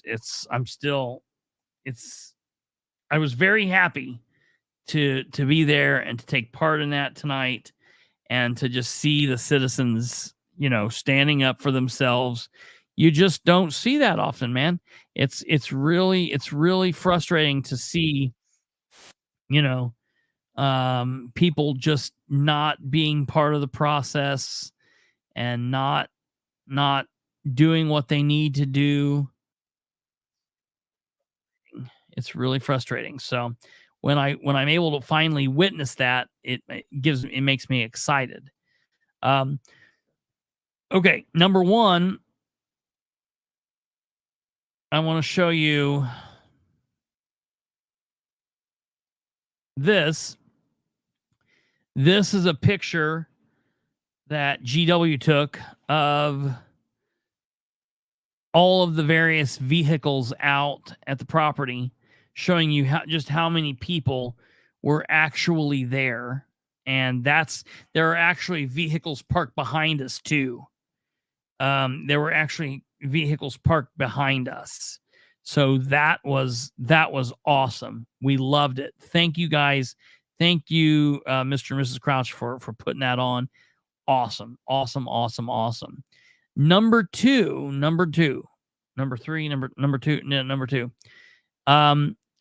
And I would put this out there. If you are in the Delaware County area, and you're part of the fight, you want to be part of this, you want to get involved or whatnot, here is the QR code for you to scan, and you can put your information in if you want to be kept abreast of, information or whatever. And, you got to answer some questions. You got to put your name on there and your phone number and your address, things like that. You don't have to do it. And I'm not recommending just everybody just wildly go do this. That wouldn't solve anything or wouldn't help you. If you're not in the area and you're not going to be involved, it's not going to help you in any way. So that's that. That's that. I will keep you all abreast of what goes on with any other meetings that I become aware of or anything that goes on in that way. Now, real quickly, before we leave, I do feel like I probably need to touch on this endorsement today of Mike Braun. Man, so the moment that Micah Beckwith won the nomination, I knew that we would be having this discussion. I'm friends with Rob Kendall. We have been on the show multiple times. I love doing anything that I can do with 93.1 WIBC. We use a lot of their content for various things and for pictures when we've been in the studio and stuff like that. And I will enjoy going down there and being part of that, in the future. And this being said, I always say, you're not going to agree with everything I say. I'm not going to agree with everything you say. Rob and I are not going to agree, and that's perfectly fine. But the issue is that I hold here is Rob has been a voice of opposition very much like I have been for the last 7 years. He's been involved the last 7 years. Okay. He's younger than I am. I don't know. I think he might be 6 or 7 years younger than I am. And before he was on the radio, he was a 4-year councilman in Brownsburg. And so he's not always been politically active. He was interested in radio and he got involved in politics. And then, it is what it is. He has been wildly against the establishment wing of the Republican Party that has been a major letdown for many Hoosiers for a long time. When Beckwith was running for lieutenant governor and when Beckwith beat Julie McGuire, I was happy that sent a message to the establishment. What I am unhappy with is the way that it seems that the establishment came a knocking to the Braun Beckwith team almost immediately after the win. And I knew that this would happen because they needed to figure out a way to attempt to control Micah. They want to control Micah so he does not get in the way of Braun, so he doesn't try to push Braun or do whatever. The bottom line is Braun is going to be the governor. There's going to be not a whole lot that Beckwith can do from the second banana seat. Okay. I'm not speaking ill of Beckwith. It just is what it is with this. I don't think that he is going to be in a position to do what people think that he's going to be in a position to do. Moreover, if he is taking orders or talking to people, I get that you've got to work with people within the party. I get that. I get that politics is a bit of working together, but the same thing that we're talking about on the local level. You're talking about a Republican establishment that has been in power for the last decade. Where have they been on property tax reform? Where have they been on making lives better in Indiana for the last 10 years? Why will it be? It's not like Braun is winning after this long, horrible nightmare of Indiana being under a Democrat governor. Holcomb's been a Republican. He's been part of the whole establishment. Nothing is going to change from the 31st of December to January 1st if Braun wins. And I say if Braun wins because, probably he's gonna be the winner. It's what happens in Indiana politics. But there is a possibility out there. People can still show up and vote and do things that no one would recognize, and Rainwater could pull it off. There's always that possibility. The bottom line is, I am voting for Rainwater on principle. I'm voting for Rainwater because I believe he's the better candidate. I am voting on Rainwater because I believe that he is a good person. There's your good person shtick. I think that he is intelligent, and I like his ideas and his principles. And when I'm looking at the government and I'm getting 4% or less from what I want from this Republican establishment, and they disappoint me all the time, and I look at Braun and I'm like, well, I'm easily going to get that same 4%. It's going to remain. Beckwith's not going to do enough for me. I'm not going to be talking with him on a daily basis. It's going to be Braun running the show. Beckwith's going to be controlled. So it's going to be the Braun show, and I'm not here for it because Braun is just Holcomb 2.0 or negative 2.0. It's all the same to me. I might not like everything about Don Rainwater. I might not agree with everything that he does, but he gives me a whole hell of a lot more than 4%. I get a shit ton more out of him as a leader and as governor than I do Braun or Holcomb or the Republican establishment. And this idea of saying, well, we need 10 more, we need 100 more JDs in the state house. Folks, JD Prescott has been in the state house for 6 going on 8 years, and he's not done diddly shit. Rob Kendall used to call him the try guy. And the reason he would call him the try guy is because he would always say, I'm trying, I just can't get it done. I'm trying. But now, because we've had a magical, angelic moment where Braun was anointed as the lieutenant governor, this awesome, amazing political position, and he's friends with Prescott because of their religious beliefs. Now we're to believe that JD's no longer the try guy. He's a big muckety muck, and he's going to get it done. No, he's not. Nothing different's going to happen. I want you guys to hear just a little bit of this and hear some of the reasoning and listen to the circle talking. Look, we get it wrong all the time. I'm capable of getting it wrong. This Rob got wrong. Rob got this wrong. And it's somebody that you typically someone who you believe shares your values. Right. And there will be people who will hear this today and go, he's absolutely right. There are people who will hear this and go, I think you made a mistake. Very few people, if you look in the comments, told him he got this right. Very few. One of the things about this process, there were 2 prongs to this process. We talked about it last hour. Number 1 was to drive these candidates to be better. And it did. It absolutely worked. Whatever process Rob is talking about, it didn't drive Rainwater to do anything.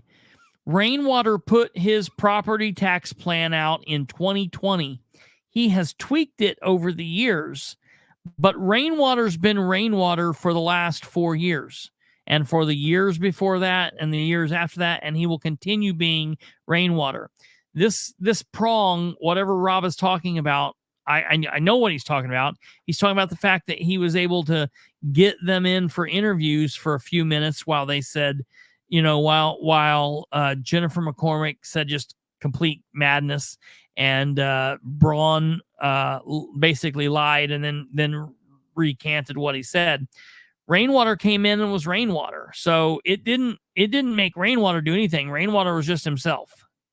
We have ironclad positions now on things like property tax reform that simply did not exist a couple months ago. Bullshit. And Rainwater has always had an ironclad position on property tax. It has since 2020. So I don't like that he's carrying this across the board. He's speaking directly to Braun here. That was a resounding success. This show played a huge role in being able to do that. The other part of this was trying to get people to think more before they vote. We've talked about this so many Resounding times. success. The plan is half-hatched. Into their Yeah, action. right. That's the other thing. They had to walk it back and they're revamping it, and we don't even know what that is. And JD's is just a cluster. And, yeah, JD's is even worse. They said that's not even going to be voted on or talked about for several years. So it's like, what? We'll vote. And I thought if we have this process and we let it play out, and then we end it with, here's what I did to decide. Even if you don't agree with me, or even if you say I got it wrong, at least you'll know this guy put the effort into it, and maybe I need to start putting more effort into choosing and vetting my candidate. So let's do it, shall we? Yeah. All right. So a while ago I keep this journal for my daughter, and I write to her each day about things in her life or things that are happening, or just sometimes they're just random thoughts from the day. And one of the things I've written to her about is, as an adult, and you don't realize this when you're younger, but as an adult, there are certain moments you're presented with in your life where the decisions you make drive who you are and how things go going forward, right? I mean, there's tons of important decisions, but there are certain decisions you make where you say, okay, whatever we do here is going to affect who I am and how I operate over the next 3, 4, 5 years, a decade, whatever. Yep. And this was one of those moments, because this show, this program, Us, has been really good in the opposition. We've been really good at being a voice that other people weren't hearing. We've been really good at being fighters. And in the process of all of that, we have been treated horribly by the Indiana Republican Party power structure over the past 8 years. And I'm talking about Eric Holcomb, and I'm talking about Kyle Hupfer, and I'm talking about the general establishment power structure of the Indiana Republican Party. We've been called a human petri dish, while people like Malik Muhammad were called noble. It is very clear that the power structure that exists today inside the Republican Party, which is going out, thankfully, would much rather deal with Democrats than conservatives. And we were totally ignored. We were belittled. There are no Democrats in the state of Indiana. So I don't know what he's talking about there. And the main establishment part of the Republican Party is not going out. Holcomb is leaving, but the HRCC and everything that makes up the state, the main state Republican wing of the establishment wing of the Republican Party, it's all still intact. And it has been a really, really long and trying 7.5, 8 years. And in that process, not just me, us, our voice, the liberty-minded Republicans have had essentially no say. We've had no voice. We've had no opportunity to be heard. We've had no seat at the table. I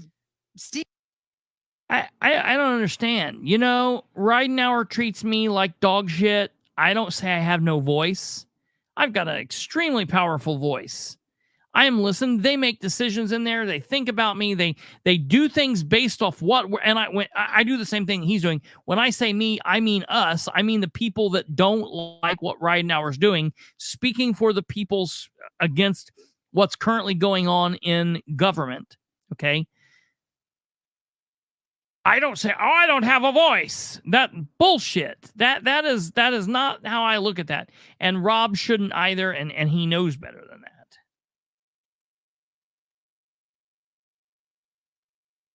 Steamrolled, and they don't like to be held accountable. Absolutely, 100%.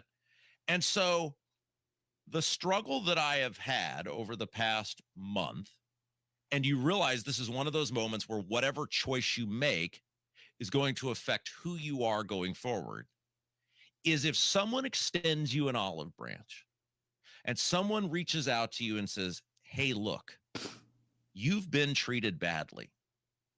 You've been ignored. I can't affect the past, but I can affect the future. And if that person sits down with you and says, you guys, keep in mind, when people are talking to me, they're talking to us. They're talking to all of us, the tens of thousands of people who tune in every day, the liberty and freedom-minded conservative Republicans in central Indiana. So you guys have a lot of really good ideas. You're right on a lot of things. And while I can't affect the past, I can affect the future.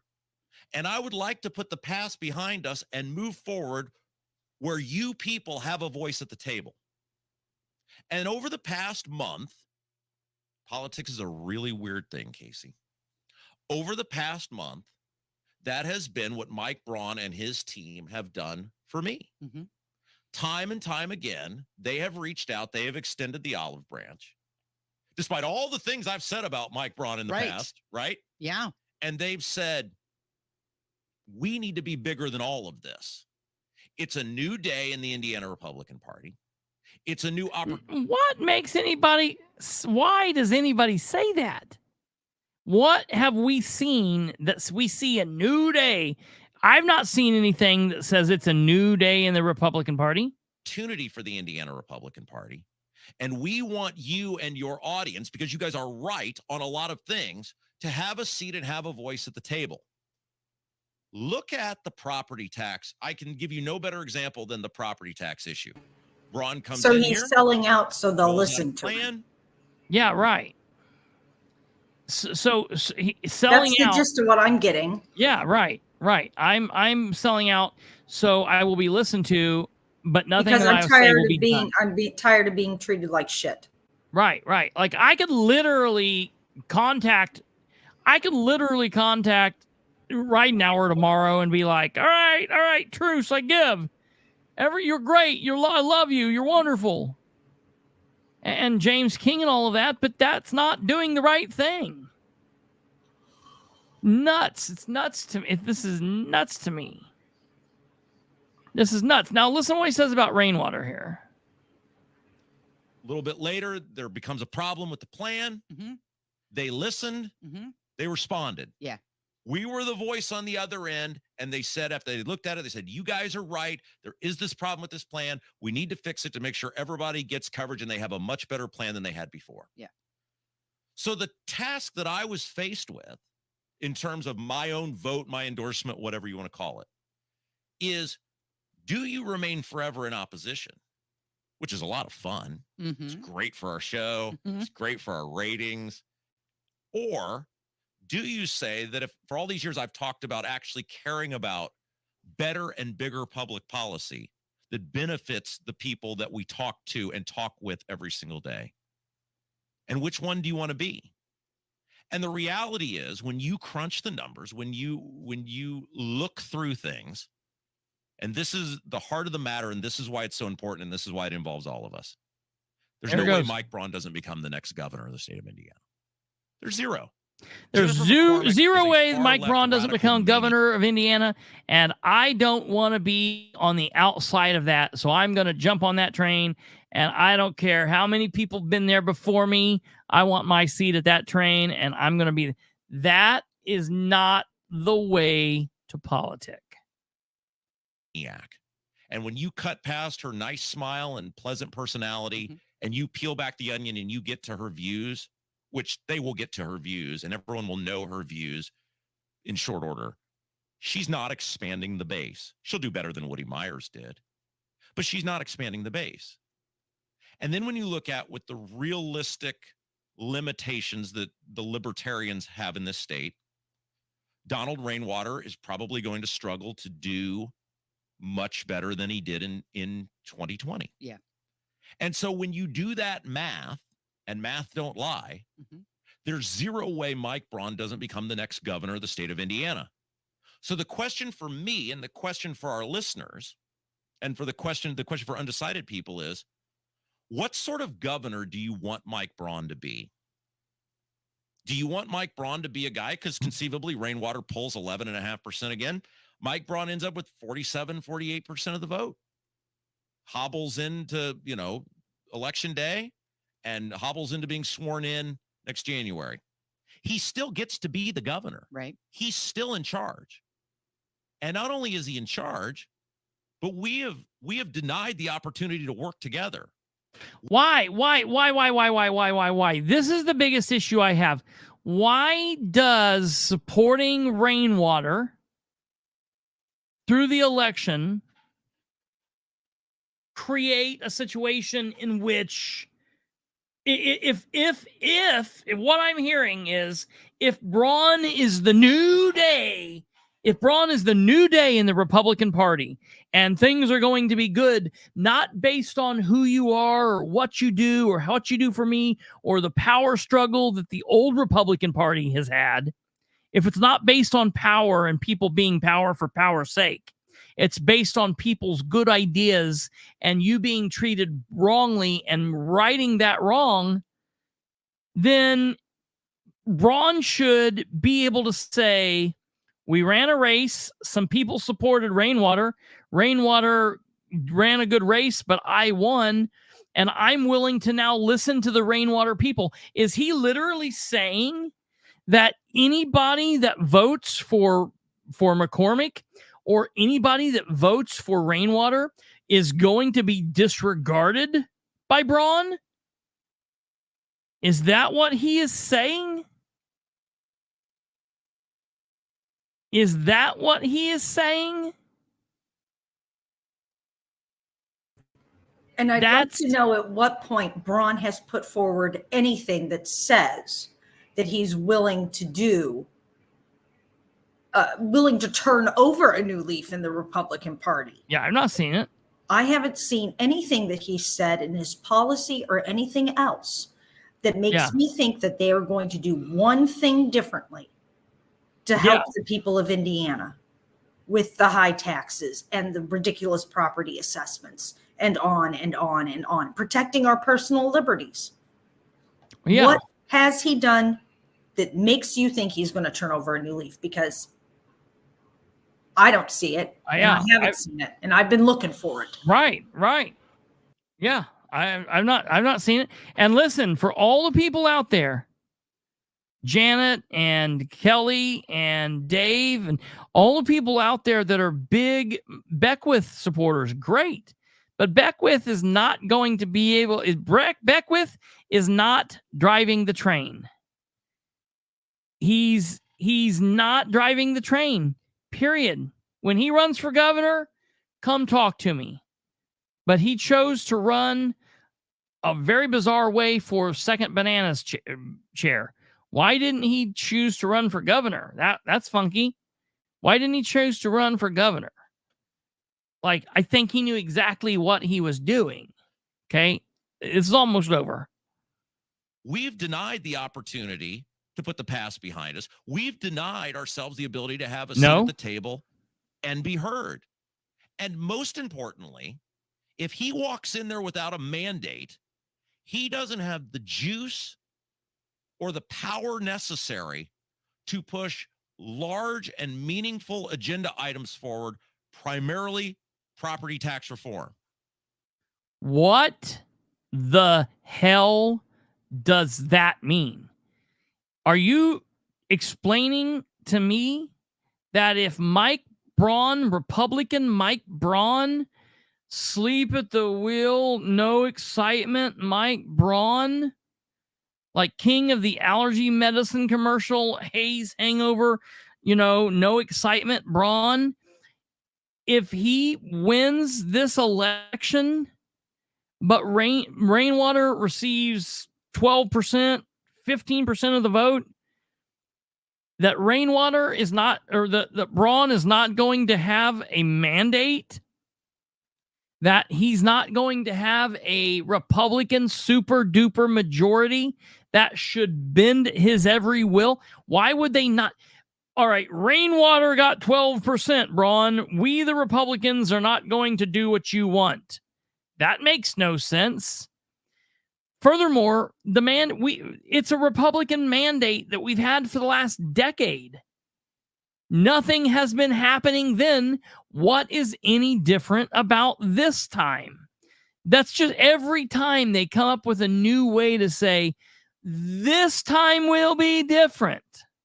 And I never believed that Rob would fall for that. The reality is Mike Braun's property tax plan will save a lot of people a lot of money. Is it a perfect property tax plan? No. But it's much better than what we have now. It is doable. It can get through the General Assembly. And if Mike Braun walks in there with 56, 57, 58% of the vote and a clear mandate from the people of Indiana to the Indiana General Assembly, he can drive property tax reform, which will save almost every single person hearing my voice right now a whole lot of money. And hopefully then it will set a process up by which in a couple of years we are out of the property tax game. Right. For the betterment of my family, for the betterment. He's wishing in one hand and shitting in the other. We're never going to get out of the property tax game. We're giving this an opportunity to have lasting and meaningful. Not when they can hang it over your head for the rest of your damn life. Pay us your property tax, or we'll take your house away. We can They fix will this never very get serious rid of issue it. that are affecting so many people. And they will never, we ever are cut here. spending. Kendall and Casey Show. So They'll come up with new he's going ways to allow you tax to be us. part of the solution. He's us. Yeah. It's not me. It's us. It's us. Yeah. We've come so far in terms of the way we are being treated and the voice that we have at the table now. And I want to say a couple of things because I think it's very, very important. This is in no way anything against Donald Rainwater. I love Donald Rainwater. I think he's a phenomenal guy. I think he's a great candidate. And Donald Rainwater will always, always, always, always be welcome on this show. He's always welcome here. You will never hear me say personally anything bad about Donald Rainwater. And I just want to make sure that he knows and that the people who are part of what he did in 2020 know. I never had more fun in a campaign than I did going out and doing events with Donald Rainwater. It's in no way an indictment on him or anything he's done. He worked very hard for my vote. This is he's talking like he's not running now. Like that is so disingenuous. Like I don't get it. Simply about being able to deliver on something that affects millions of people in this state. Mike Braun is passionate about this. No. He gets it. He has the ability to drive it forward, unlike any of the other candidates. And we're not going to agree on everything. Mm-hmm. And I don't think there's any delusions that we are going to agree on everything. But we can not agree on everything. And if we get it on the big stuff, and Mike Braun does, I think, get the big stuff, then we can all work together. It's an opportunity to have a civil discourse with him and have your voice be heard. Yeah. If you're in opposition with him, you can't do that. So I had reached out That's to a Mike. that's bullshit. Made the choice and let him know, and he's going to be with us tomorrow. Okay. During the 10 o'clock hour.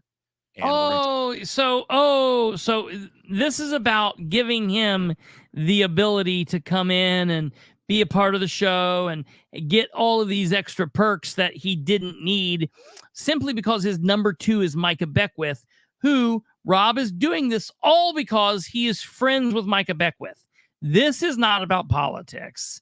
This is not about, listen, in Rob's heart, Rob supports and Rob likes Rainwater. Rob is doing this because he's friends with Micah Beckwith. And his friend is going to get a chance to have a really good job making lots of money in the second banana chair. They went on after that. They had callers call in and talk to them. And one of the callers called in and after that caller hung up, Rob said, is this about being right and voting for Rainwater? Or, do you want to be right so bad that you're willing to lose? What is the opposite of that? What is the opposite of that statement? What is the opposite of saying, do you want to be right so bad that you'll lose? That you're willing to be wrong to win? No, I don't want to do that. No, I'm not going to do that.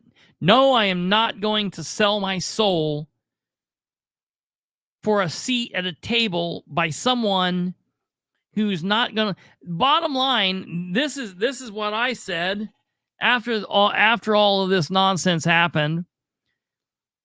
I said to Rob, I blew him up on everything on Twitter and everything. I said, well, today was the day that my radio buddy Rob Kendall decided to endorse the wrong candidate for a critical office. But that's politics. I still like Rob, and I'll still listen to Rob and Casey. I just have to say, Donald Rainwater has my full support for governor of the state of Indiana. When Rob sees that this path he's picked today is nothing more than the same old establishment nonsense as the last decade, I want him to know that we'll be here for him. He can crawl back and dry his tears and mend his broken heart here. We'll welcome him back to the liberty side of the political fight. It's important for folks to know that I like Micah Beckwith. I have nothing against Micah Beckwith. I was happy that he won the nomination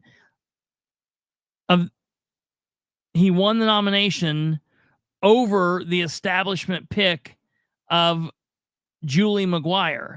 However, anyone lumping around with District 33 State Representative J.D. Prescott and thinking that he's not establishment, well, all I've got to say about that is I've got a bridge to sell you. J.D. Prescott is the definition of the establishment, folks. And he's not even like the cool, fun, powerful establishment. He is the errand boy for the establishment. Okay? That's the thing. That's what people need to understand. I just don't get it. Hold on one second.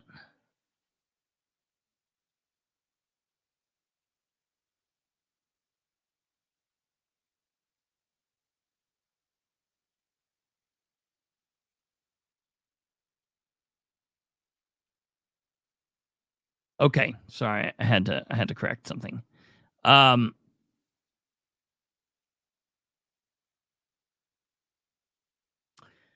So yeah, that's just shocking. I hate that occurred. We'll see what happens. We'll see how long it takes for Rob to realize he's made an error. We'll see how long it takes for Rob to realize that this is.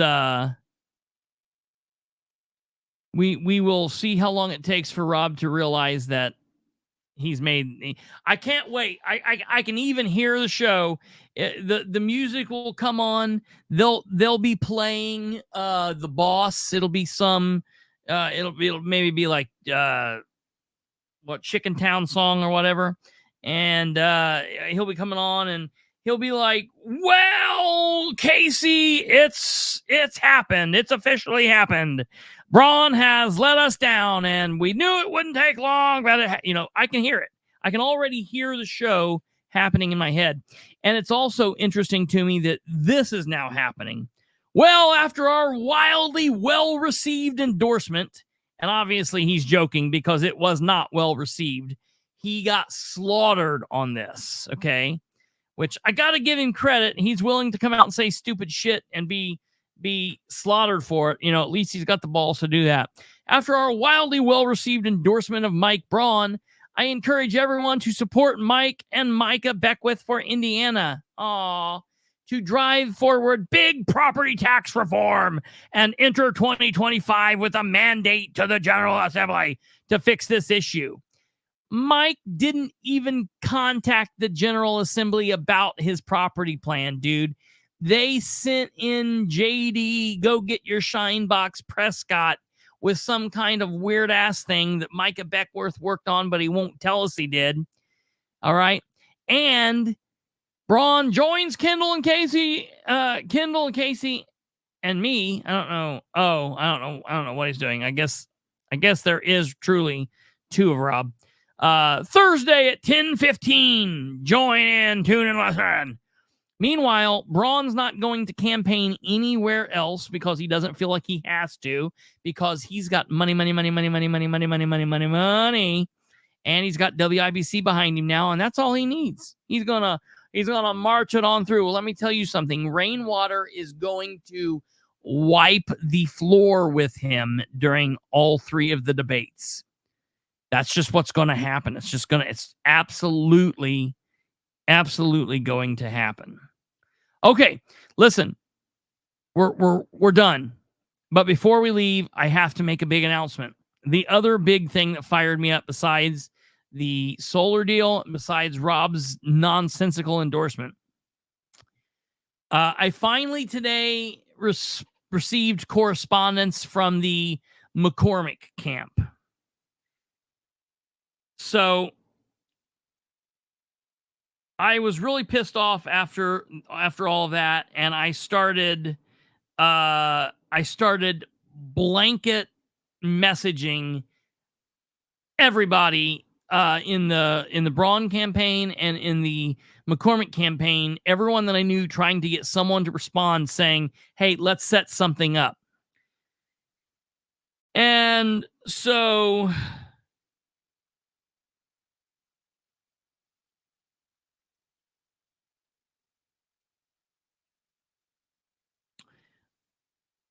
keep in mind,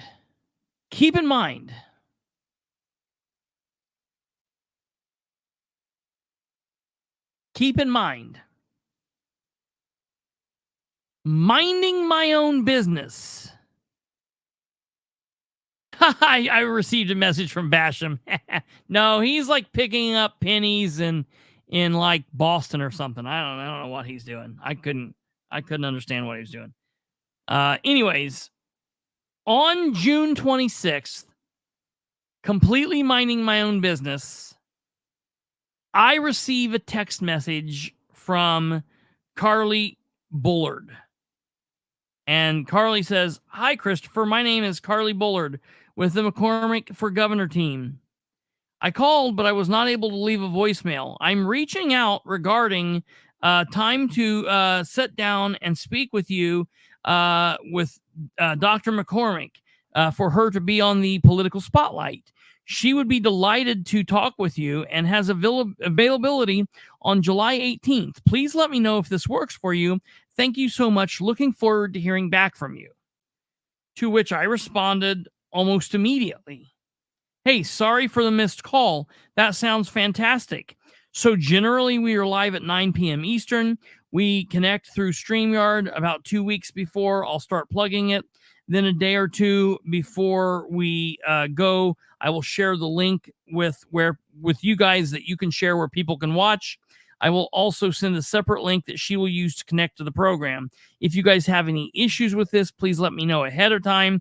And if we need to set up a recording for a different time than 9 p.m., please let me know. We are willing to work around Dr. McCormick's schedule. But if you are okay with going live at 9 p.m.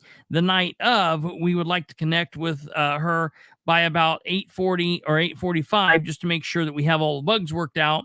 And we would probably talk to her for about 50 to 60 minutes. Is that okay with everyone?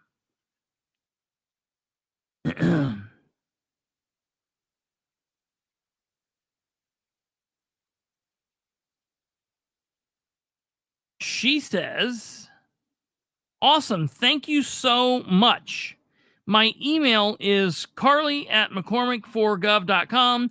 If you need to send the link there, we are looking forward to it. Cannot wait. That was on Wednesday, the 26th of June into Thursday, the 27th. On Monday, July 8th, I receive a message that says, "Hello, Kristopher." This was 10 days before. "Unfortunately, Dr. McCormick has a conflict and she will no longer be able to record the episode on July 18th. We will have to reschedule and I will get back with you with some potential dates that she has available as soon as possible. Apologies for the inconvenience and thank you for your understanding." I said, "Interesting. So can we plan for this? Is this an actual something came up and we will reschedule, or should we assume that this will not be an interview going forward?" She said, "We are going to try to make it work so she can do the interview. I will work with our team on getting you some available dates. We have plenty of time." Great. Well, just to be clear, we will work around her schedule. We go live normally at 9 p.m. as I explained, but we will be willing to work with her and record at an earlier time or do whatever it takes. We can go anytime she's available. So I would be fine with that. Even if it's shorter than what we originally thought, I would be fine with that as well. She said, "Thank you." And then nothing. I started responding July 25th, August 6th, August 21st. Today I said, "Trying to touch base with the McCormick campaign. You guys are trying to touch base with voters throughout central and east central Indiana, I would assume. I would like to try and spread that message if I could.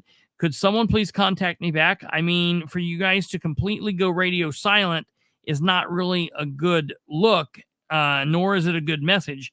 Please respond at your earliest convenience." To which tonight at 5:24, the Democratic candidate for governor of the state of Indiana's team said the following: "Hello, Kristopher. After speaking with our campaign manager, at this time we are going to decline due to scheduling conflict. We will not be rescheduling with you guys." Okay, awesome. I said, "Nah, what's the real reason? Like, this didn't just happen. I want to know, like really tell me, like, look, I'm cool. I'm not everybody's cup of tea. We're endorsing rainwater. It's no big deal. But this is not about me or my endorsement or who I'm voting for. I really want to hear what she's got to say, and I want to put it forward and let other people hear it. We would be polite to her. Everyone, my interviews with candidates, specifically candidates I don't like, stand on themselves. I've never treated anybody bad. I've never been a gotcha moment, whatever. Like, we can do a gotcha style thing, but I'll let you know going into it. I'm not going to set you up. That's bad. That's just looks bad, and it doesn't work for anyone." I said, "What's the real reason?" She then contacted me back and said, "Our campaign manager is handling all further requests from media requests. If you have any further questions, you may contact her at the following number." So I'll wait till tomorrow and I'll try to contact her there. And I'm going to try to figure out what happened. I'm fine not interviewing McCormick, and I'm fine putting her out there. And that's one thing I do agree. I think that she is kind of a wackadoo, and I don't like this. I mean, she was I did not approach Jennifer McCormick. I was in the audience attending an event she was at, and no one there could get their live stream to work, and they needed the live stream. And I happened to have my equipment out in the car.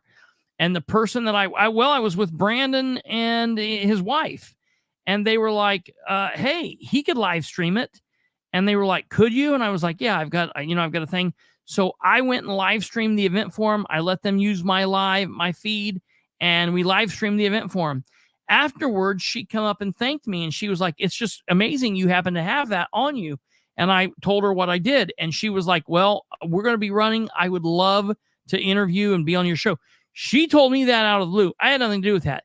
Then I communicated with her for a long time after that, and we had no problem communicating. And then the moment she announced, she went radio silent. She would not respond to me ever again. I cannot get through to her, not on her cell phone, not on Messenger. I can't call. I can't text. She's leaving me on red. And I just think that that's a bad look for a candidate. I don't care if you're a Republican, if you're a Democrat, if you're a Libertarian, if you're an anarchist, if you're whatever you are. That is a bad look for a candidate. So that's where we are. I am going to message her campaign manager, but it looks like we are getting a no from the McCormick campaign. And look, No one can vote for a candidate that will not talk to people. If you're not willing to communicate with people and spread that message, something is wrong. What's the problem? What's the matter? What's going on? You know, if she thinks I'll be hostile to her, first, there's nothing that I've ever done that would give that impression. We've always gotten along fine. If she thinks that I would be hostile to her, my question is, are you not strong enough on your own stances that you could come in and debate that for 10, 15, 20 minutes and stick to yourself? And for those people that say, well, that's not good for the campaign, well, then you should not win, period. If you cannot talk to the people that support you, you should not run. If you cannot talk to the people that are against you, if you can't hold your own against them for long enough to do an interview, you should not run, because if you can't deal with it now as a candidate, you're not going to be able to deal with it as the elected official. And right now I have a choice. I wouldn't have a choice if she won. So she cannot win. We cannot let her win. And we need to spread that message. Now, if she chooses to decide to come on at a later point, I will reevaluate. But until then, I have to go based off of what she's showing me. She is showing me she should not be an elected official in the state of Indiana. We already have too damn many elected officials in the state of Indiana that will not communicate, and that's disgusting. That then brings us into the fact that today is Wednesday, the 21st of August, 2024, and that means we are 233 days without communications from Muncie City Councilor at large Dale Basham. He apparently is in Boston picking up change on the road. I don't know if he's having issue with his credit card or what's going on, but apparently he's picking up quarters or pennies or something off the roadway. So, that obviously is going to make him too busy to reach out and talk to us. That's why we are 233 days without correspondence from Basham. See, I'm waiting for the episode when our episode and the number of days match, or he passes us. How would that be? What? How can we're that at day number 233? Okay. Episode 267. Okay. It will never happen. We're no. Oh, it could happen. It will happen. Yeah, I get it, because of the weekend and stuff like that. Right. Yeah. That'll be interesting. That'll be a big party. Yeah, we'll have a big party for that. Well, the thing is, it's also because it's the 233rd day that he's not talking to us, but it's actually, wait a minute. We're 234 days into his term. 234 days into his term. So, right. Yeah. So we're 234 days into his term, of which he has not communicated with us for 233 of those days. And we are episode 267. So, yeah, it'll be crazy to see what happens. Yeah, we'll so see. That's that. Will he it's pass gross. us by? Yeah. Will he pass us? Will he pass us by? It'll be so amazing. Yeah. Gross. All right, folks. That's going to do it for tonight's show. It's been a long one. Thank you all very much. Hey, listen, for those of you that are new here, we go live Sunday through Thursday. That's Sunday, Monday, Tuesday, Wednesday, Thursday at 9 p.m. They're normally around an hour and 30 minutes, maybe 2 hours, 2 hours and 30 minutes, sometimes 3 hours, sometimes 4.5 hours. It just depends on what we got to talk about. We try to get it done in an hour and 30 minutes, but it is what it is. It's all good news, so just stay here and listen to it. You can listen to us live on live broadcast. You can also listen to us in replay or a repeat. You can also listen to us just in podcast only form. If you go to the podcast only, you can find all of that stuff. Please, on your way out, consider smashing that like button. If you are not subscribed, if you're listening for the first time, subscribe to the channel. We would very much appreciate it. Hit that subscribe button, hit the bell, set up the notifications, do all of that stuff. You guys know what to do. We will be back here tomorrow. Tomorrow is, I didn't do the Board of Works. We'll do the Board of Works first thing tomorrow, folks. Board of Works first thing tomorrow. We will cover it. We've had a lot going on. My apologies. It is what it is. It's been a long day. You guys have a fantastic rest of your night. We will see you tomorrow. It will be fun. We love you. Good night and good night.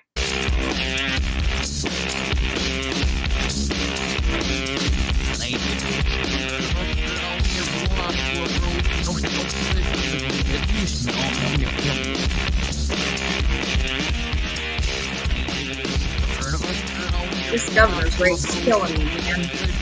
I know, man. Those idiots. 2 crap governor candidates. 1 semi-decent lieutenant governor, maybe. And 2 crap lieutenant governors. And they're all mixed up with each other. Yeah, right.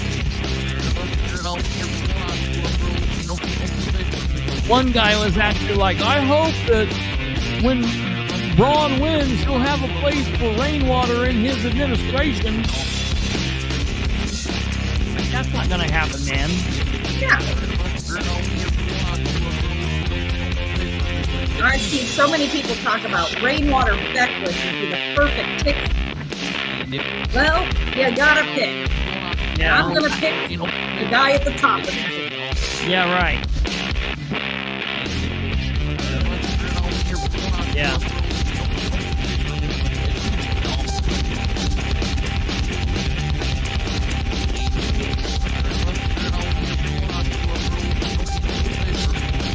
Good night, people.